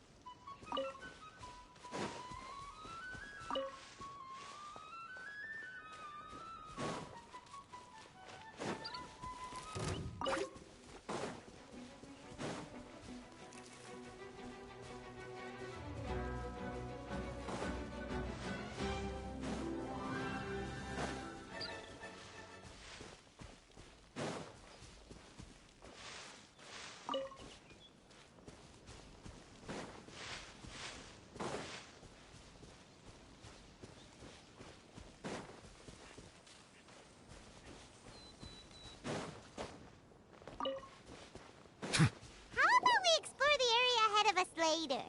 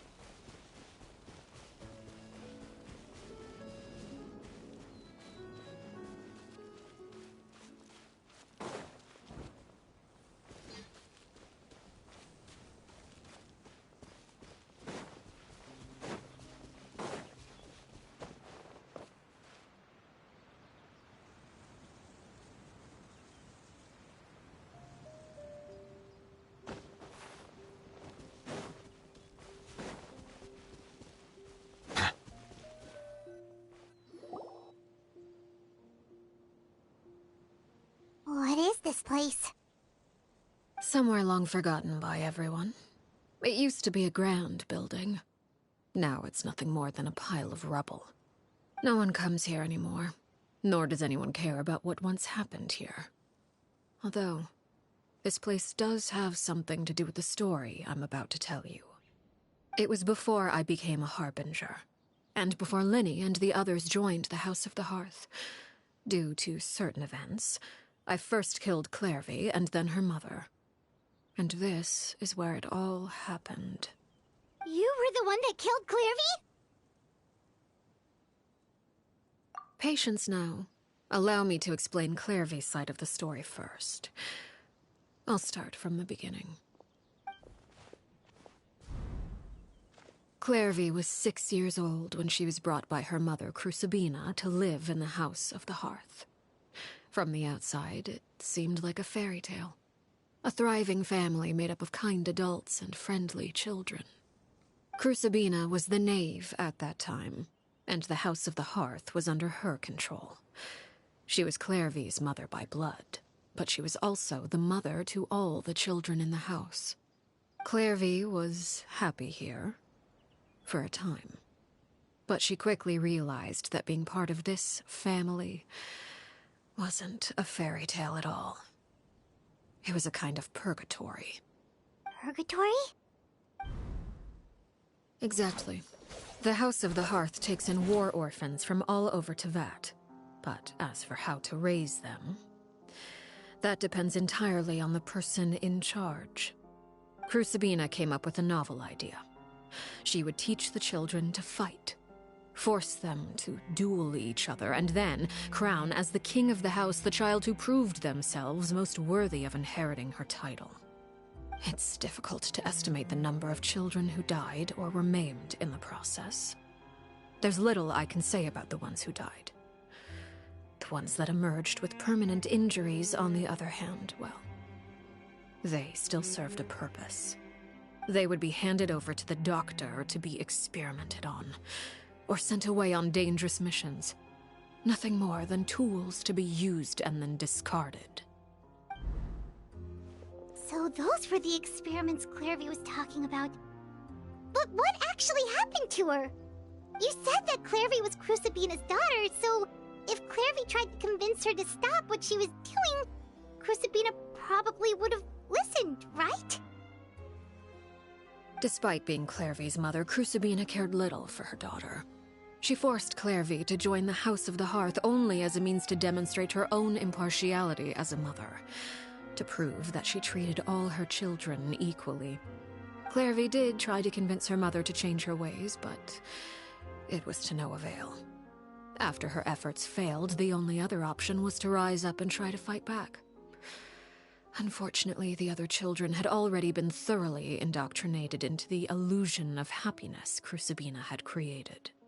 Of course, there was one exception. Someone Clairvy's age who knew the truth about the House of the Hearth. Her name was Peruere. Wait, the friend that Clairvy mentioned? Friend, huh? I suppose we can call her that for now. Clairvy was a cheerful and passionate person with a tenacious spirit. Peruere, on the other hand, was rather cold-blooded. Her cold-blooded nature allowed her to see through Crucibina's facade. Yet, it was also this cold-bloodedness that prevented her from acting against it. At least at first. While Clairvy longed for freedom, Peruere was convinced that, amid all the fighting and violence, she would make it until the end. Despite their differences, the two became fast friends, united by their knowledge of the truth. Clairvy told Peruere that she hoped to create a real family, where no one would be killed or sacrificed. There may have been a certain naivete to her ideas, but Clairvy proved her determination many times over. She tried countless times to run away, ask for help, or expose the truth. But her efforts only earned her beating after beating. The only thing that kept her going was her strength of will. Even with her body racked with pain, she would still stand on her tiptoes and open the window at night. She and Peruere would look out at the moon together, a fierce longing for freedom shining in her eyes. But one day that light simply vanished. Oh no. What happened? Her hopelessness resulted from a culmination of things. 10 years had passed. 10 years worth of failure after failure. She and Peruere weren't children anymore, but finding any chance to escape still seemed as hopeless as ever. It was during this time that Peruware suggested a new plan. If escaping was out of the question, why not take down the very person sitting on top of this throne of lies? Mother herself. Clairvy rejected that proposal. She claimed that, as a famous harbinger, Crucibina possessed an unimaginable amount of power. Trying to kill her would have an incredibly low chance of success. Clairvy never gave another reason, but Peruware could see it written all over her face. Clairvy still thought of Crucibina as her mother. Killing her own flesh and blood was a line she couldn't bring herself to cross. If she couldn't escape and fight back, then only one option remained. Precisely. Death was the only way that she felt she could be free. It happened during a duel. When she arrived at the dueling ring that day, her partner turned out to be none other than Peruware, the very person that had stood by her side all those years. It was a fierce battle. But ultimately, Clairvy decided to let Peruware end her life. From that moment on, Peruware's journey was one written in flames. When the rain finally came and washed it all away, there she stood, the sole victor in Mother's endless game of slaughter. A trail of corpses strewn across her path to success. It was the very result she had predicted 10 years prior. Even then, she believed she would make it until the end. She wasn't surprised by the fact that she emerged as Mother's undisputed heir. Rather, her success left her with an inexplicable sense of restlessness. She was unsettled, and there was only one thing that could quell that sensation. Perhaps you two would like to take a guess as to what it was? Crucibina, you mean? But... Correct. This is the place where Peruware killed her best friend. A mere year later, this is also the place where she fought tooth and nail to kill the mother they shared. The moment she acted, any conception of what was right or wrong ceased to matter. It's one of the principles of the house. Only those who survive get to write the rules. Peruware won the battle, and became a harbinger herself. After which Her Majesty, the Tsaritsa, bestowed upon her a new name. Arlecchino. So the Perry Clairvy was talking about... It was you all along. You're Peruware. Arlecchino is just a name you got later. I left that name behind long ago. I must say, hearing it now does bring back memories. After I defeated Crucibina, the moniker of Mother died with her. I chose to forego the title she called herself, and even chose to give up my own name. I rebuilt the House of the Hearth under a new identity. Not only as Arlecchino, but as father. And that is where the story ends. Any more questions? Yeah. Based on what you just told us, Clairvy wasn't a little kid when she was killed. So the Clairvy we met... Was she really a spirit at all? I suppose you could call her an illusion born of flame. Her existence is like ashes to a fire. Something left over in the wake of blaze and ruin. You see, a certain power runs through my veins. It's not unlike a curse. My flames leave behind shadows of anything they consume. Of course, the chances of those shadows morphing into a sentient entity are exceedingly slim. Clairvy is a very special case. Clairvy died when she was 16 years old, but what emerged from the flames was her 6-year-old self. Her appearance wasn't the only thing affected. Most of her memories were lost to the blaze as well. Memory is a mysterious thing indeed. Losing a portion of your memories will alter your sense of self. Lose 10 years' worth, however. And it would be like living in the past. Like returning to a version of yourself that never grew up. No wonder Paimon got such a weird feeling when we were talking to her. Perhaps I should put it this way. Clairvy is someone trapped in time. It may seem like she exists with us in the present, but she truly lives in the confines of her own past. So if all of that is true, then you must have known about Clairvy for a long time. Indeed. She's a rather volatile and unstable entity. Sometimes she would look after the children. She's even saved some of their lives. But other times, she would hide from me and become obsessed with revealing the truth about the house to anyone who will listen. Shadows don't have the capacity to learn or grow. Any new information they encounter is quickly forgotten over time. Your attempts to expose Clairvy to sunlight, they failed, yes? The reason is actually quite simple. In Clairvy's mind, the house is impossible to escape, and it is this very perception that traps her there. But no matter. All I have to do is kill her again, and all will be resolved.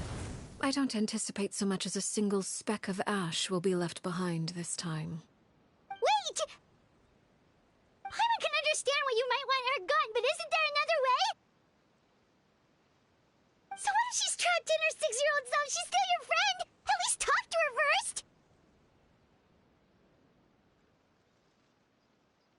It's too late for that. She broke the rules, and now she must be punished. That goes for Filial and Nantoy as well. She's had quite the effect on them. I hope you understand. The difference between Crucibina and myself lies in our formulation of the rules, not our policy for enforcing them. Upholding the rules without question is a trait we both share, because that is how a household should be run. Is this really what you want to do? Whatever could you mean? Don't you want to say a proper goodbye at least?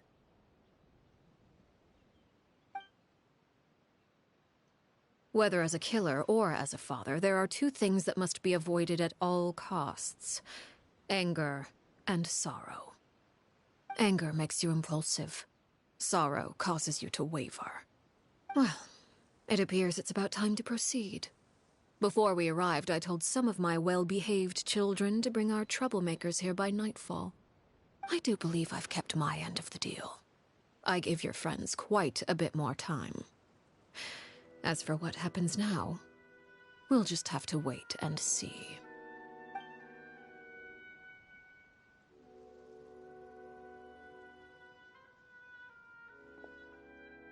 Here they are, Father. You gonna execute him? Seeing something like that would actually be a first for me. Lenny!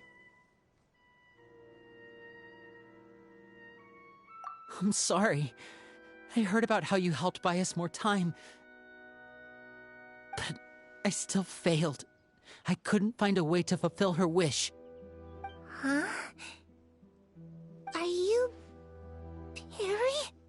Indeed, it's been a while, Clairvy. Perry! Shh, stay right there. I'm sorry to postpone our reunion, but first I believe certain scores need settling.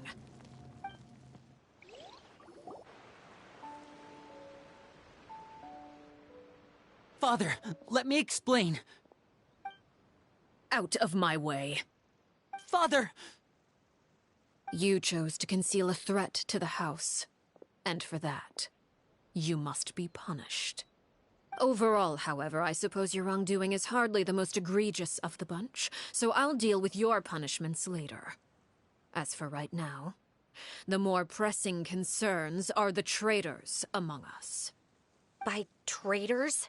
Do you mean us? Father, let me explain. We didn't mean to... Fultz, why don't you share what you heard? Yes, Father. Secret Midnight Meeting number 3. Participants, Filial, Nantoi, Sato, Toddy. Nantoi clearly said, if only Father wasn't the one who took us in. Sato added, I'm sick of this life. I just want to live as a normal person. Filial was the worst of them all. She called us crazies and said a bunch of mean things about Father. I did not! You're lying! Fultz is trying to frame us. It's not like I'm the only one who heard those things. After that, you and Toddy and a bunch of other people started talking about Clairvy. You were using all those things Clairvy brought up as an excuse to question Father. We're birds locked in a cage. The only way out is to destroy it. That's what you said, wasn't it? You little... You just want me gone, don't you? What did I ever do to you, huh? And you, Sheplo, have you forgotten who stood by your sickbed, watched over you, and changed your dressings? Come on, let's hear it then. What's your reason for all this?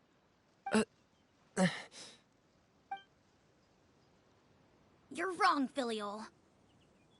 We don't want you to die. You're our family. Liar. You wouldn't be doing this if that were the case. So why?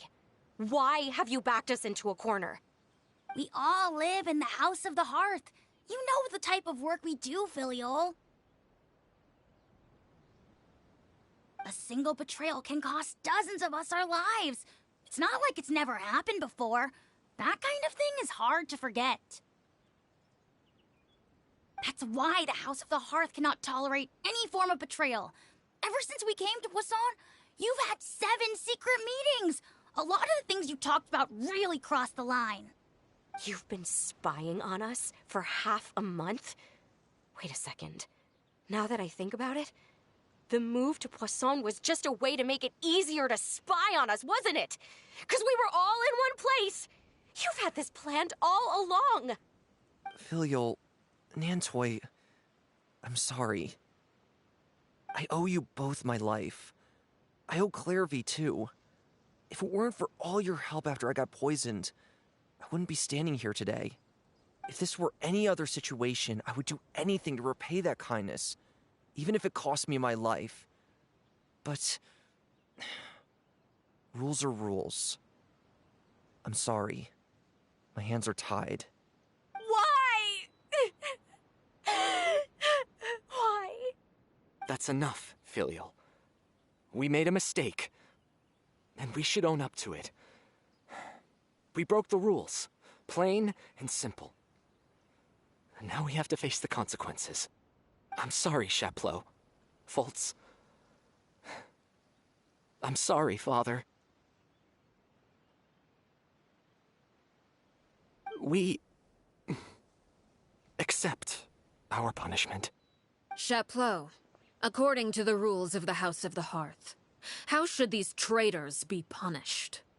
All those who betray the house pay with their lives. And so it shall be.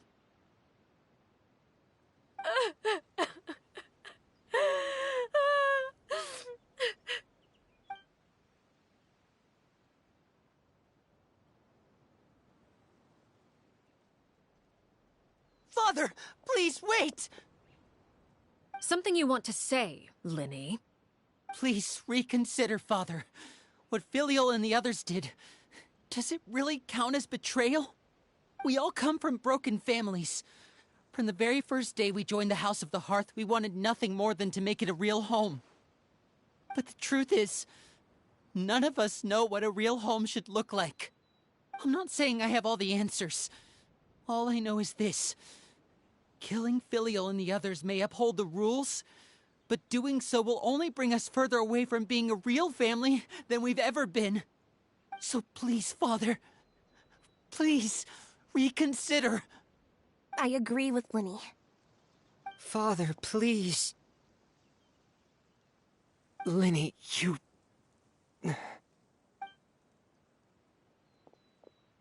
I also agree with Linny.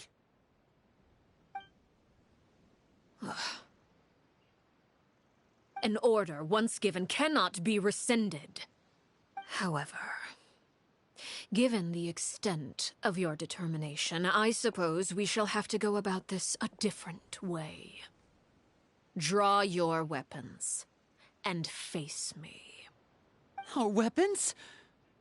Father, are you referring to a duel? Precisely. The rules of the house will not be altered. Traitors must be punished.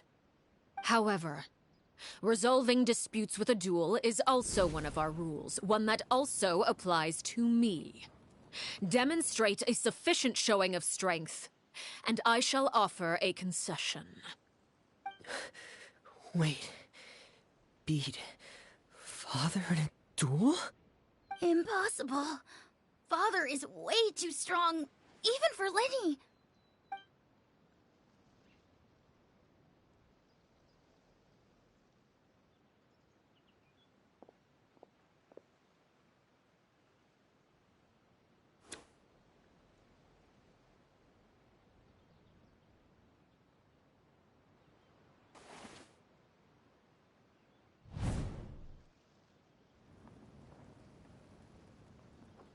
Did you hear that, Traveler?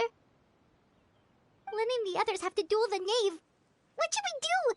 Can they really win something like that? If they lose, those people from the house are really gonna be executed. Hey, are you listening?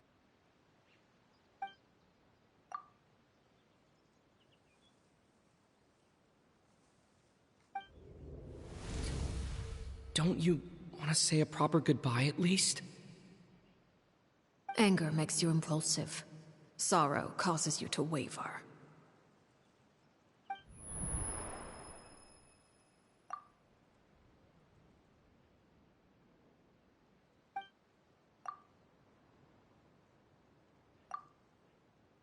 Oh. Looking at that expression on her face, she seems really serious about this. Guess that means there's no chance she's throwing the duel on purpose, huh?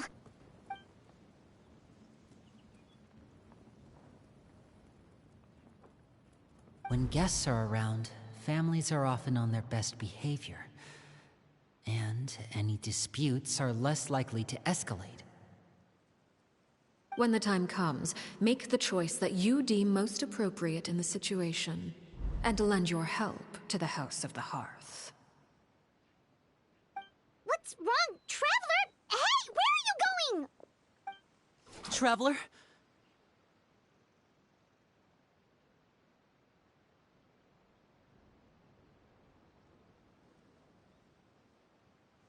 You're asking to join the duel against the knave? I'll allow it. We do have a ready-made dueling ring at our disposal, after all. All I would advise is this. Keep a firm grasp on your weapon, and give it your all. Any less, and you may just lose your life.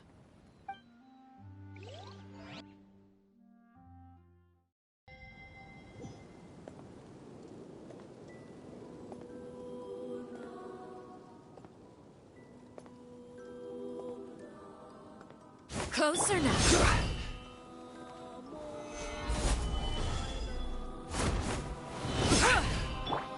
Transfixed. Now's our chance. Is it my turn now? With these rising flames.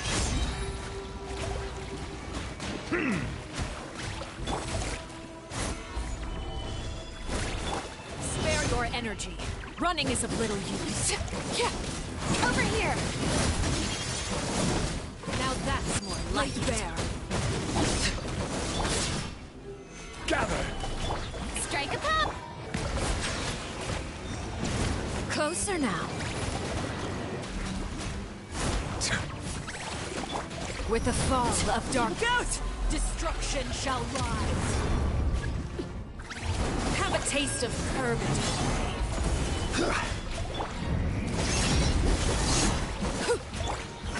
Shower me with praise! Let the world come alive! Look at me. Trapped like a bunch of helpless. Watch out for Father's movements! I'm here!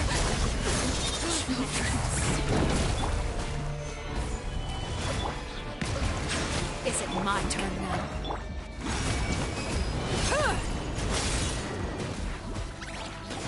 Father's even stronger than I expected.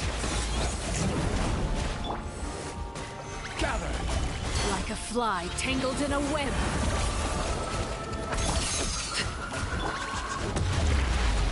With these rising flames. Try to pace yourself. Not bad. You've proven to be a worthy opponent after all.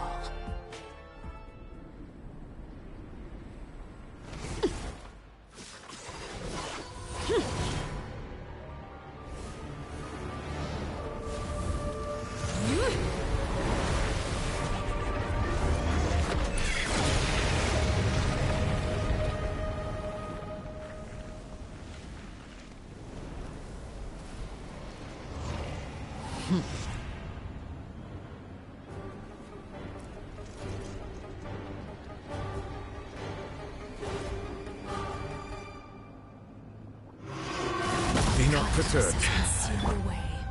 My blade is all that remains. Solidify! May I present? Bow your... Now's our chance. Over here.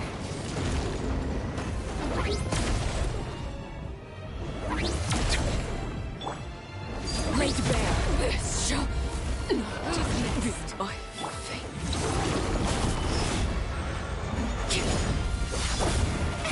Oh, really? Watch out for father's movements! Look out!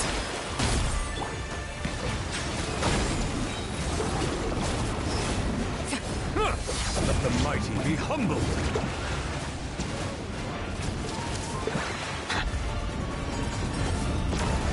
The sun and moon have set. Solidify! Only now's our chance. Over here.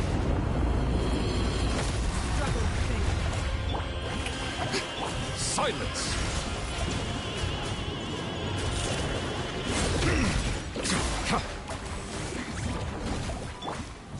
Gather!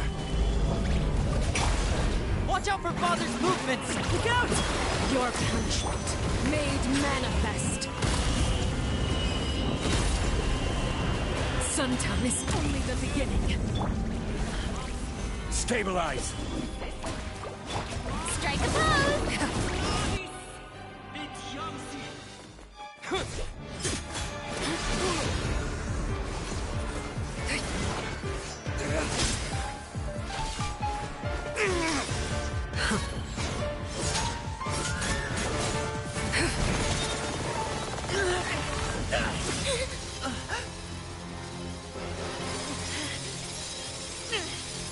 You should know better than to crowd in one place.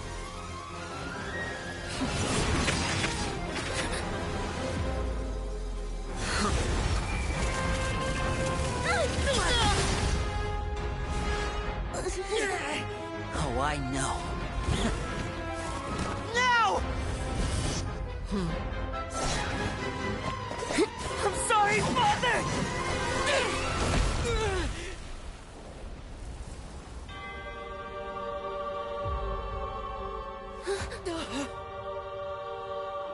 Sorry for what? This pitiful excuse for an attack.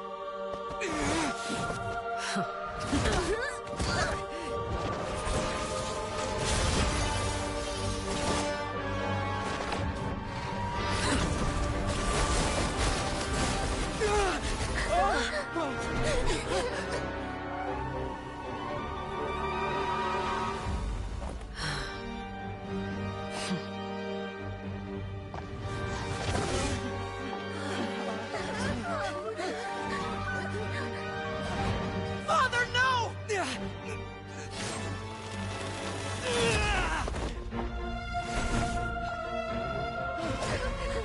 Made it out, did you? You're stronger than I expected.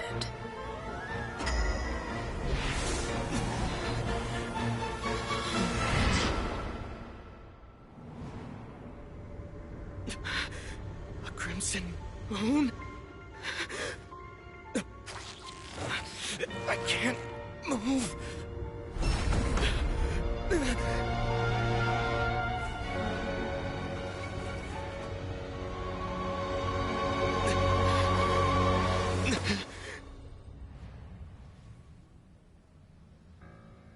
Still, not strong enough to beat me.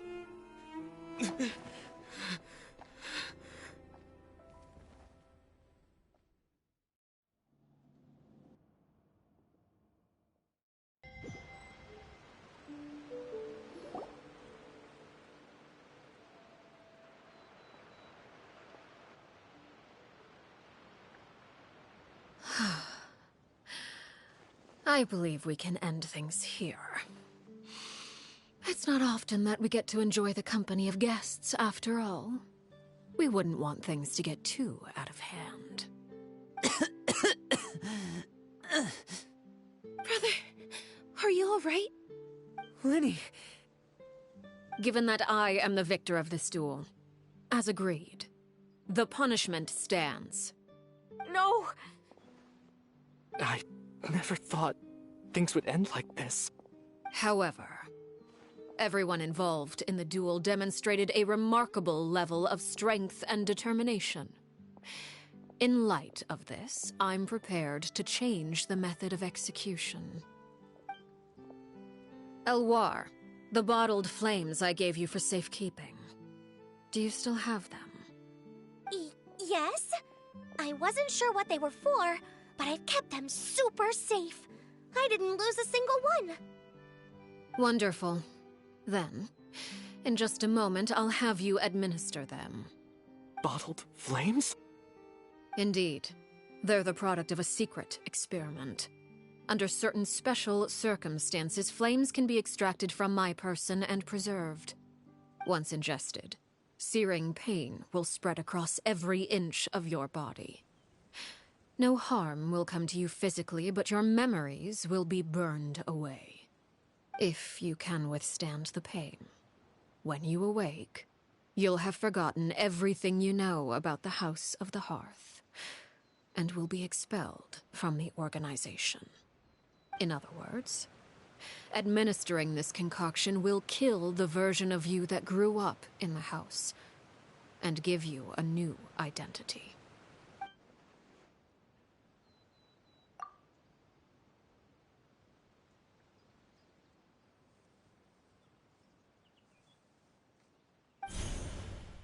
Memory is a mysterious thing indeed. Losing a portion of your memories will alter your sense of self.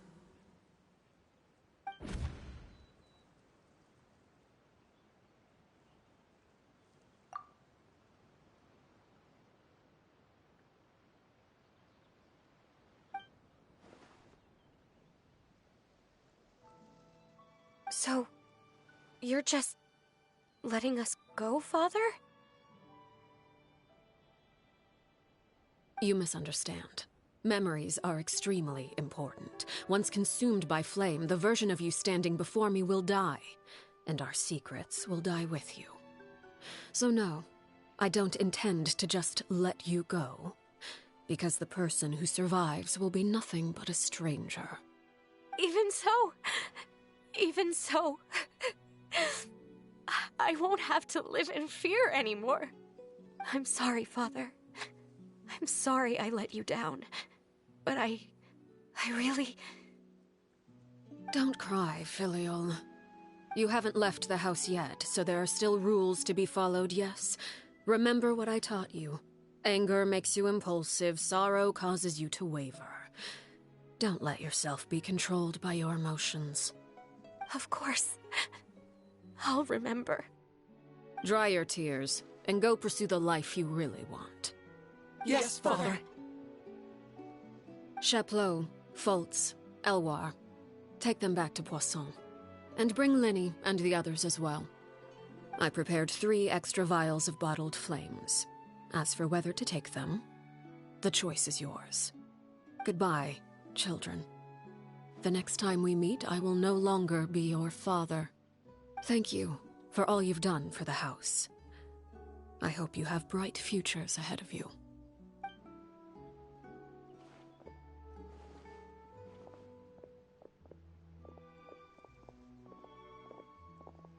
Father.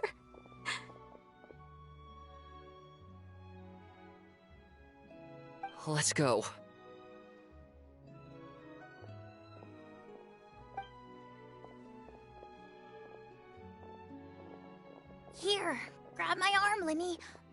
help you walk back. Thank you.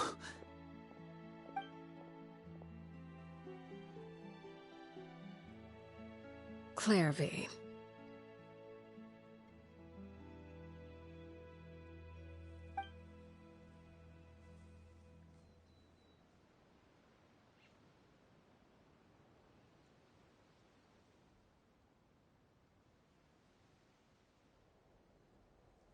Can we talk now?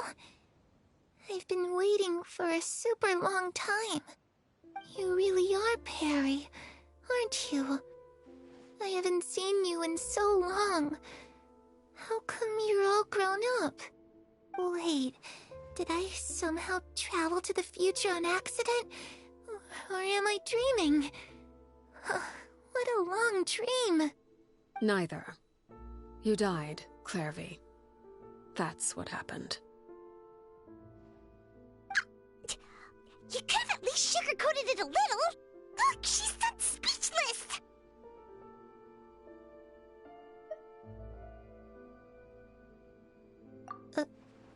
Oh. Okay then. Huh? That's it? You accepted it just like that? Yep. If that's what Perry says happened, then I believe her. Perry wouldn't lie to me. Plus, I don't really need to know why I'm like this. I'm more curious about what happens in the future. If you're a harbinger now, Perry, that means Mother is gone, isn't she? Can you tell me about it? I want to know what happened to her. And to me. You never stopped trying to defy fate. At first, no one believed you. You could only vent your frustrations to the moon. In fact, you often sought comfort in the night sky. You wanted to see the aurora, so one night we promised each other we would go to Snezhnaya to see it together. Later on, you tried to run away, but you were brought back each time. Mother spared your life, but it wasn't out of kindness. Instead, she decided to make an example of you by slowly torturing you over time. That way, the other children would know what happens to traitors. Still, you never gave up. Mother hoped that through ruthless duel after ruthless duel, she would be able to crown an ultimate victor among the children she raised. But you called on everyone to unite, to fight to a draw in order to reduce casualties. Your efforts may have only delayed the inevitable, but still. You gave them hope. You tried everything you could think of, but every attempt ended in failure. Still, you never turned your sword on Crucibina, and you never turned it on me. On that gloomy day, you told me, "For the last 16 years of my life, I've done everything I can to fight for freedom. But now, I realize that the only freedom I truly possess is the freedom to choose to die." I never imagined I would say something like that. I must have been feeling really worn down. But somehow, I still think I understand. According to Mother's plan, only one of us was going to make it until the end. And I always hoped that person would be you. If I could do it all over again, I still don't think I would make a different choice. Even when I first met you, I knew you'd be able to do what I couldn't. Is that so? Even now, I'm not sure I truly understand what kind of freedom you were trying to pursue. But as the head of the House of the Hearth, and as the children's father, I've tried to give them the most basic of freedoms. The freedom to choose their own fate. It's something I discussed with the Iudex of Fontaine. The children who want to leave the house will have their memories wiped clean of all secrets pertaining to the organization. In return, they will be allowed to live a normal life in Fontaine without being prosecuted for their past. Of course, I won't simply hand freedom to them on a silver platter. They have to fight for it and prove themselves worthy of it. Only freedom that is earned has true value. That's more than enough. That's exactly the kind of life I was fighting for. You know, Perry, I think you're a pretty amazing king, and a really great father, too. I'm really happy that you're the one who took over the house. I guess I do have one regret, though. I still haven't seen the outside world. Well, it just so happens that our dear guests over here have been to many nations and traveled to countless places. Perhaps they would be willing to tell you what the outside world is like. Really? Of course! We've traveled all over the place. We've got so many stories, we could probably talk your ears off for 3 days straight!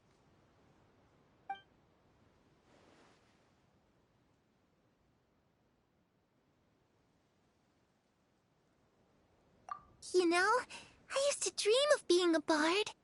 Playing the lute while singing into the winds of freedom. Even if there was no one there to listen, I would have continued to sing no matter what.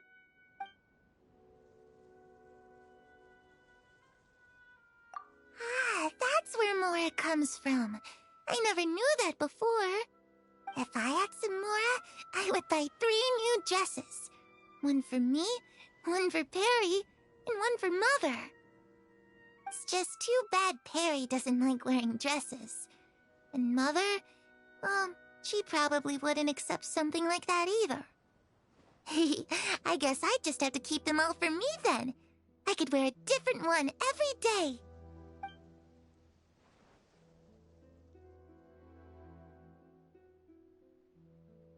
Those yokai you mentioned, what do they look like? I once saw a drawing of this one guy with horns on his head and a super scary face. Are there any yokai like that? Oh, sounds like you're talking about an Oni. Yep, we've met one, and let Paimon tell you, they're not nearly as scary as they look.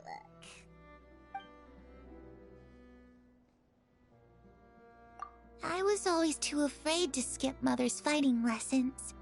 But at the academia, I bet you could do all sorts of secret things in class. Things that have nothing to do with studying. I'm just kidding. Being able to study whatever you want without having to fear for your life actually sounds pretty great.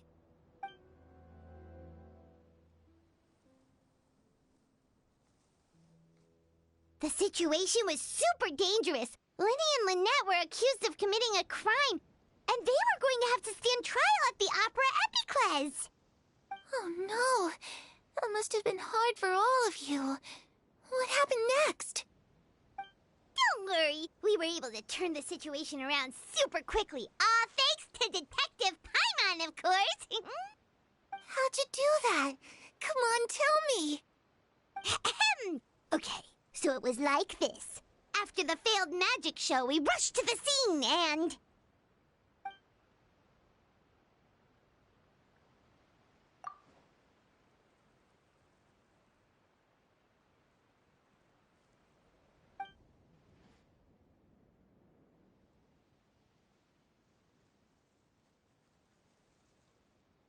Shadows don't have the capacity to learn or grow. Any new information they encounter is quickly forgotten over time.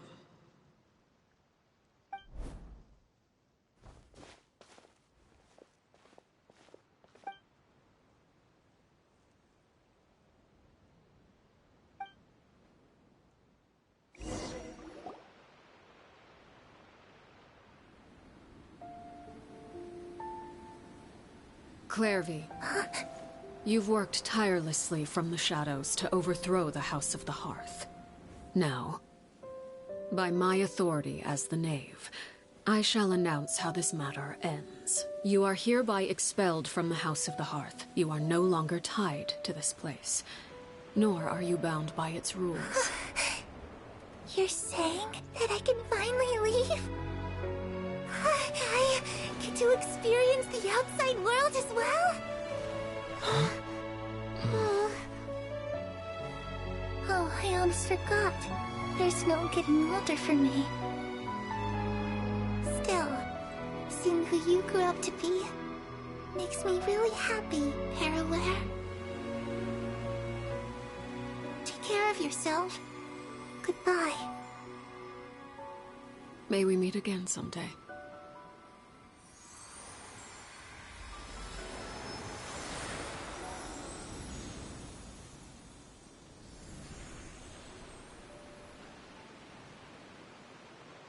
Claire V. She left so soon. Paimon didn't even get to finish her story. I also have certain sentiments left unsaid. I wanted to tell her that the aurora I saw in Snezhnaya was just as beautiful as the ones in the pictures. But a shadow's memories reset at dawn. Had we delayed any longer, we wouldn't have had the time to say goodbye. Whatever regrets may linger, let them be lost to the coming of a new day. Father? It's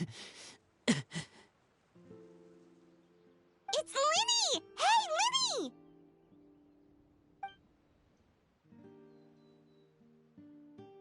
What is he doing back here? Let's go check it out.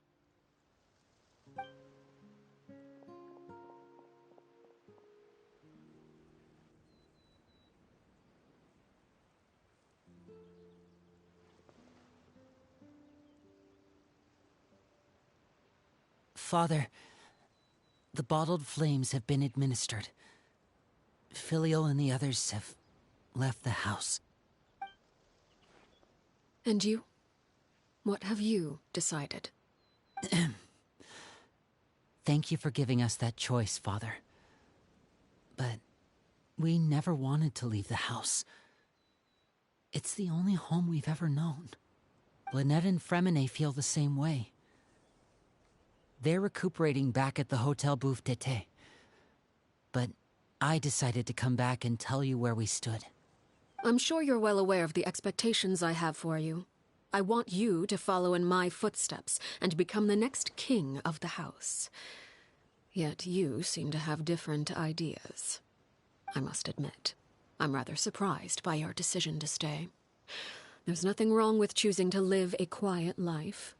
Leading this organization is a heavy responsibility, one not so easily carried by someone forced onto the throne. I just never understood what you saw in me. What made you believe I was deserving of that throne? You're brave, talented, and, most importantly, you cherish your family. You would do anything to protect them, even if it costs you your life.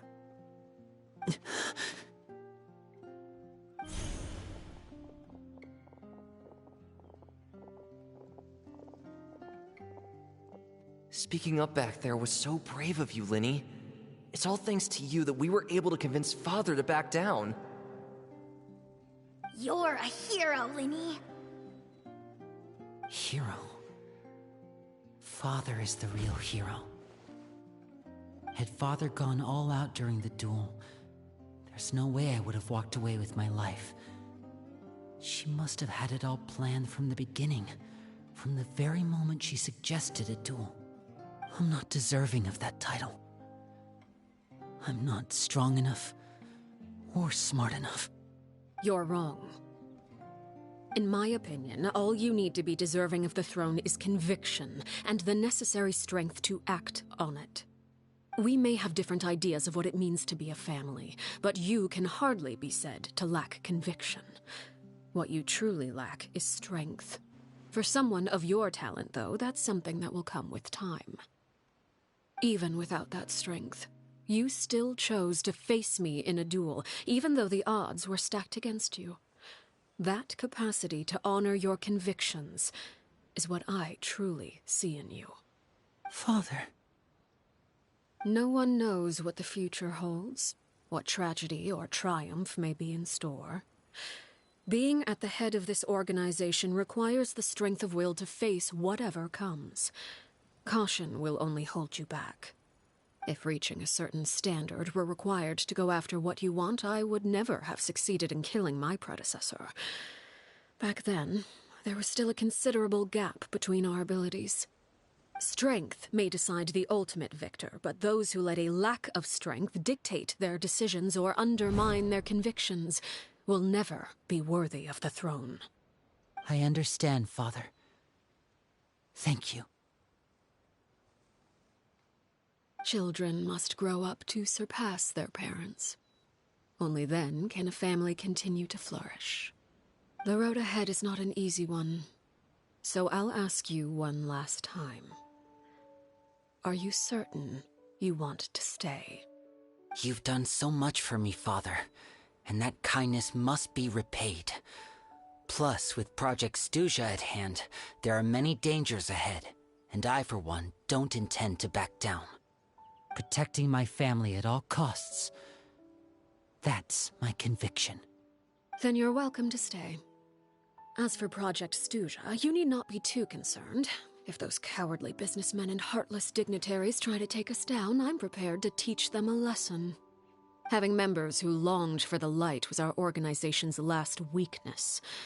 With those members no longer among our ranks, the House of the Hearth is like a spider hiding in the shadows. We need only wait for our prey to come to us. At present, our imperative is to use their plan to our advantage. In doing so, a crimson moon shall rise amid the frigid blizzards of winter. No demonstration of loyalty shall go unrewarded, and no sacrifice shall be in vain.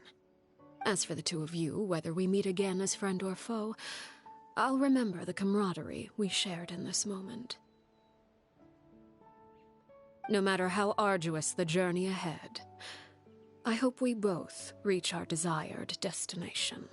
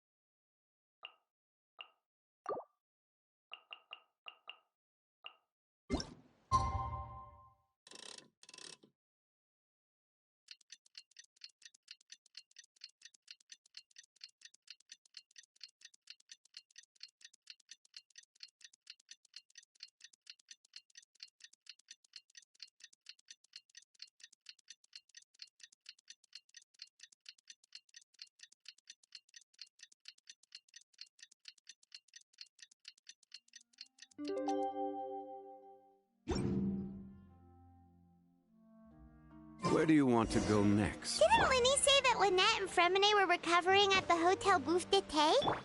Oh, Paimon wonders how they're doing. Maybe we should go check on them.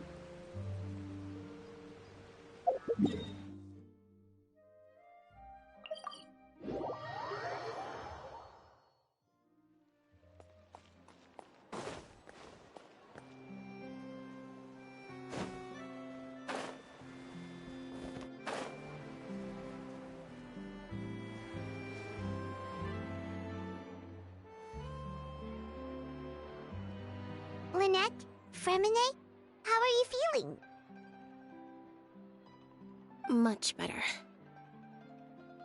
Whew, what a relief! What about you? Are you feeling alright? I knew you'd come out unscathed. Us, on the other hand, well, we've been bedridden for 2 days.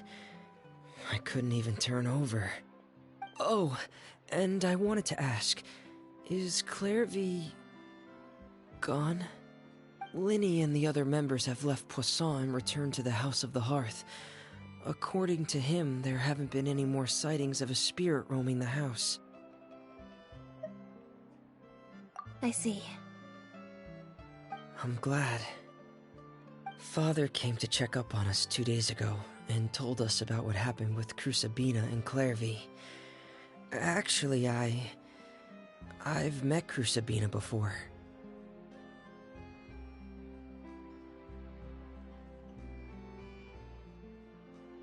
Wait, what? You've met the former knave? Crucibina died a year after Clairvy. It was during the year between their deaths that I joined the House of the Hearth. Crucibina had an extremely cruel and radical way of doing things. While she was alive, the atmosphere in the house was suffocating. When I joined, though, the experiment she valued so much had already come to an end, and all the people involved, dead and injured alike, were gone. Crucibina never talked about the past with us newcomers. A couple of months after I joined, Father killed Crucibina and burned all her files. With that, the names of all the people subjected to her experiments, Clairvy included, were lost to the flames, along with the painful memories they represented. Father took in Lenny and me a couple months after that, but she never mentioned anything about Crucibina or Clairvy. It really seems like something she was planning to keep to herself. The last time you talked to her, did she mention why she kept it a secret for so long? She said she didn't want us to be affected by the darkness of the past. She was worried we'd develop a false sense of gratitude towards her if we knew about it. The foundation of a family should be free of any corrupting influence. Whatever happened in the past, it has nothing to do with who we are now. And that's what Father told us in the end. But I still thanked her for everything. It was only after hearing about what Crucibina did that I finally realized how insignificant our lives could have been. The members of the house meant nothing to her. To say that she valued them in any way, even just as a tool, would probably be giving her too much credit. If Father hadn't taken over the House of the Hearth, I probably would have already... Father rarely brings up the fact that she saved us. She doesn't believe that being indebted to her should be what ties us together. But even if we didn't owe her anything, we would still choose to stay. Because this is our home. We may have arguments or times when we feel wronged. Some people may even choose to leave. But as long as Father is here, we will always have a home. Whether the path before us is bathed in sunlight or shrouded in shadow, we'll follow Father wherever she chooses to go. So I wanted to say thank you for helping us make it through this crisis. Without your help, we could have lost a lot more along the way. Oh, we didn't do anything, really. Of course. You're welcome anytime. Are Filio and Nantoy okay? I actually saw them at a cafe this morning. They didn't recognize me. From what I could tell, they were drinking coffee and talking about one of the operas that started running recently. They seemed happy. If I had to take a guess, I would say they finally found the kind of life they always wished for.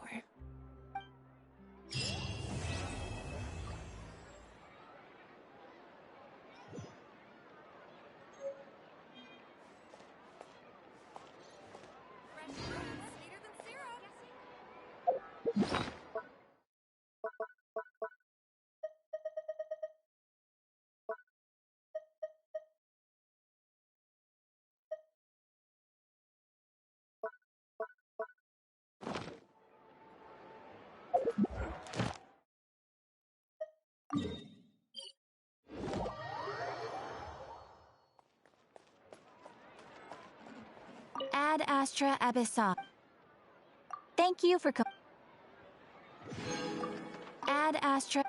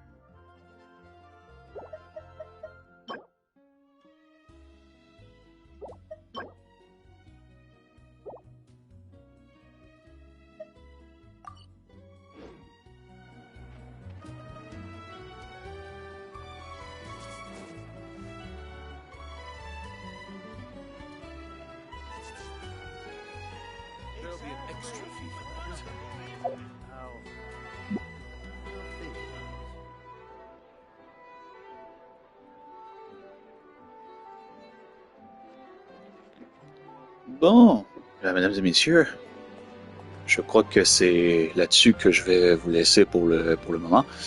Quoique, évidemment, cet épisode était vraiment consacré à l'histoire principale de Arlecchino, évidemment.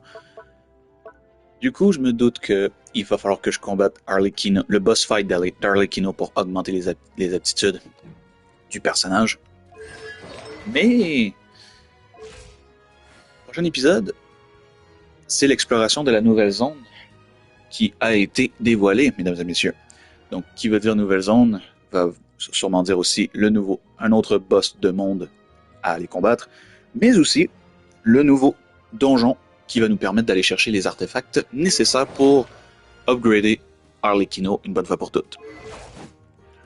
Donc, mesdames et messieurs, sans plus attendre, je tiens à vous dire, je vais vous laisser sur les 2 derniers vœux qui sont là, mais aussi sur un dernier petit combat contre Arlecchino, hein, on va pas se le mentir, c'est quand même badass. Et sans parler aussi du fait que le personnage d'Arlecchino est absolument incroyable en fait. Je pense sincèrement que c'est un des meilleurs personnages en ce moment de Genshin, présentement. C'est rare de voir un personnage comme ça, surtout écrit de cette manière. C'est juste magnifique, je trouve. Donc, sur ce... Oh, attendez un peu, il reste encore un petit vœu, en fait. On va pas se priver, hein.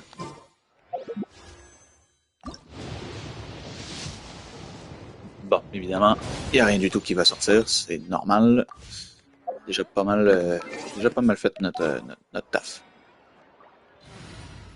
Du coup, je vais aller l'affronter avec ma team de base. Déjà là. Donc, mesdames et messieurs. Wow. Ah ouais, ok. Donc, j'espère que cet épisode vous aura plu, mesdames et messieurs. Profitez du dernier combat contre Arlecchino. En tout cas, probablement pas le dernier, mais au moins pour finir en beauté cet épisode. Et on se retrouve très bientôt pour la suite de Genshin Impact. C'était GeekYoshii pour vous servir. À la prochaine tout le monde. Ciao, ciao.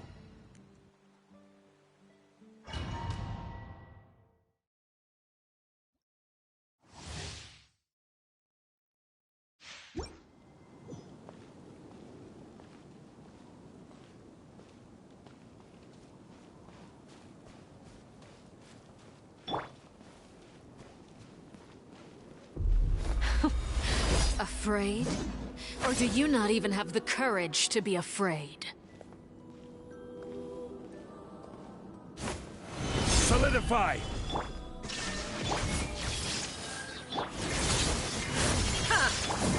Is it my turn now?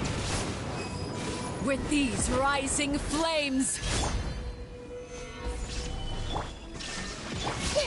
Everyone hold hands! Share the knowledge! Is it my turn now? The tides beckon. Closer now.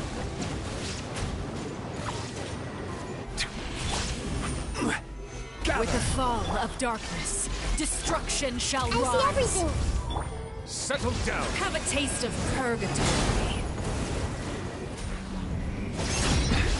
It's growing, but it poses no threat Who's to me. next? Solidify! I will have order! Is it my turn There now? is no escape! Take! The Temple of Wisdom!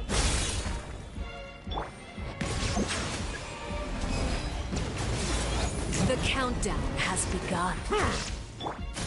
Like a fly tangled in a web. Shine down! Spare your energy. Running is a I see everything!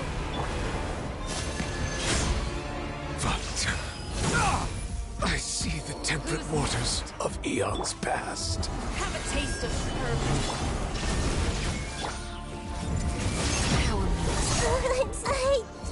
Who's next?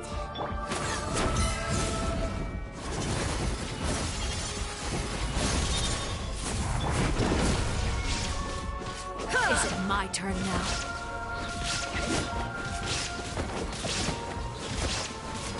Now you shall perish!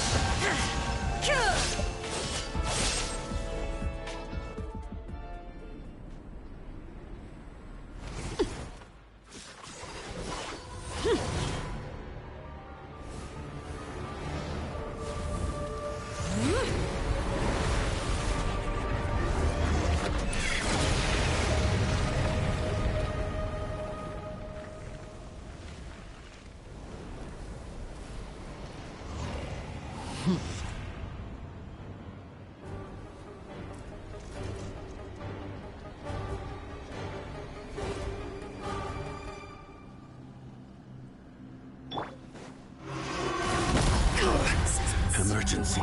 There is no escape! My blade is all that remains. Order guide you.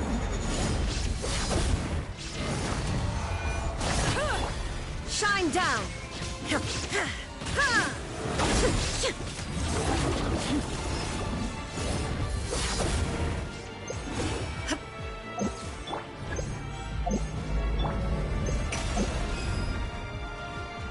Bow your head. Your punishment made manifest.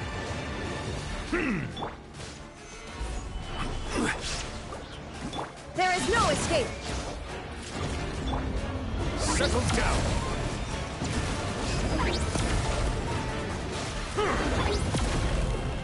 Gather. Illusion shattered! Silence. Inazuma shines eternal!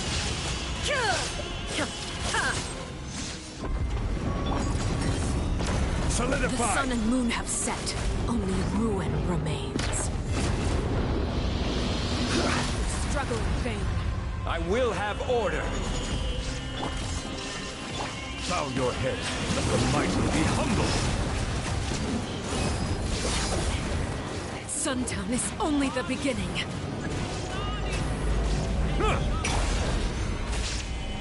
Shine down! Your punishment made manifest.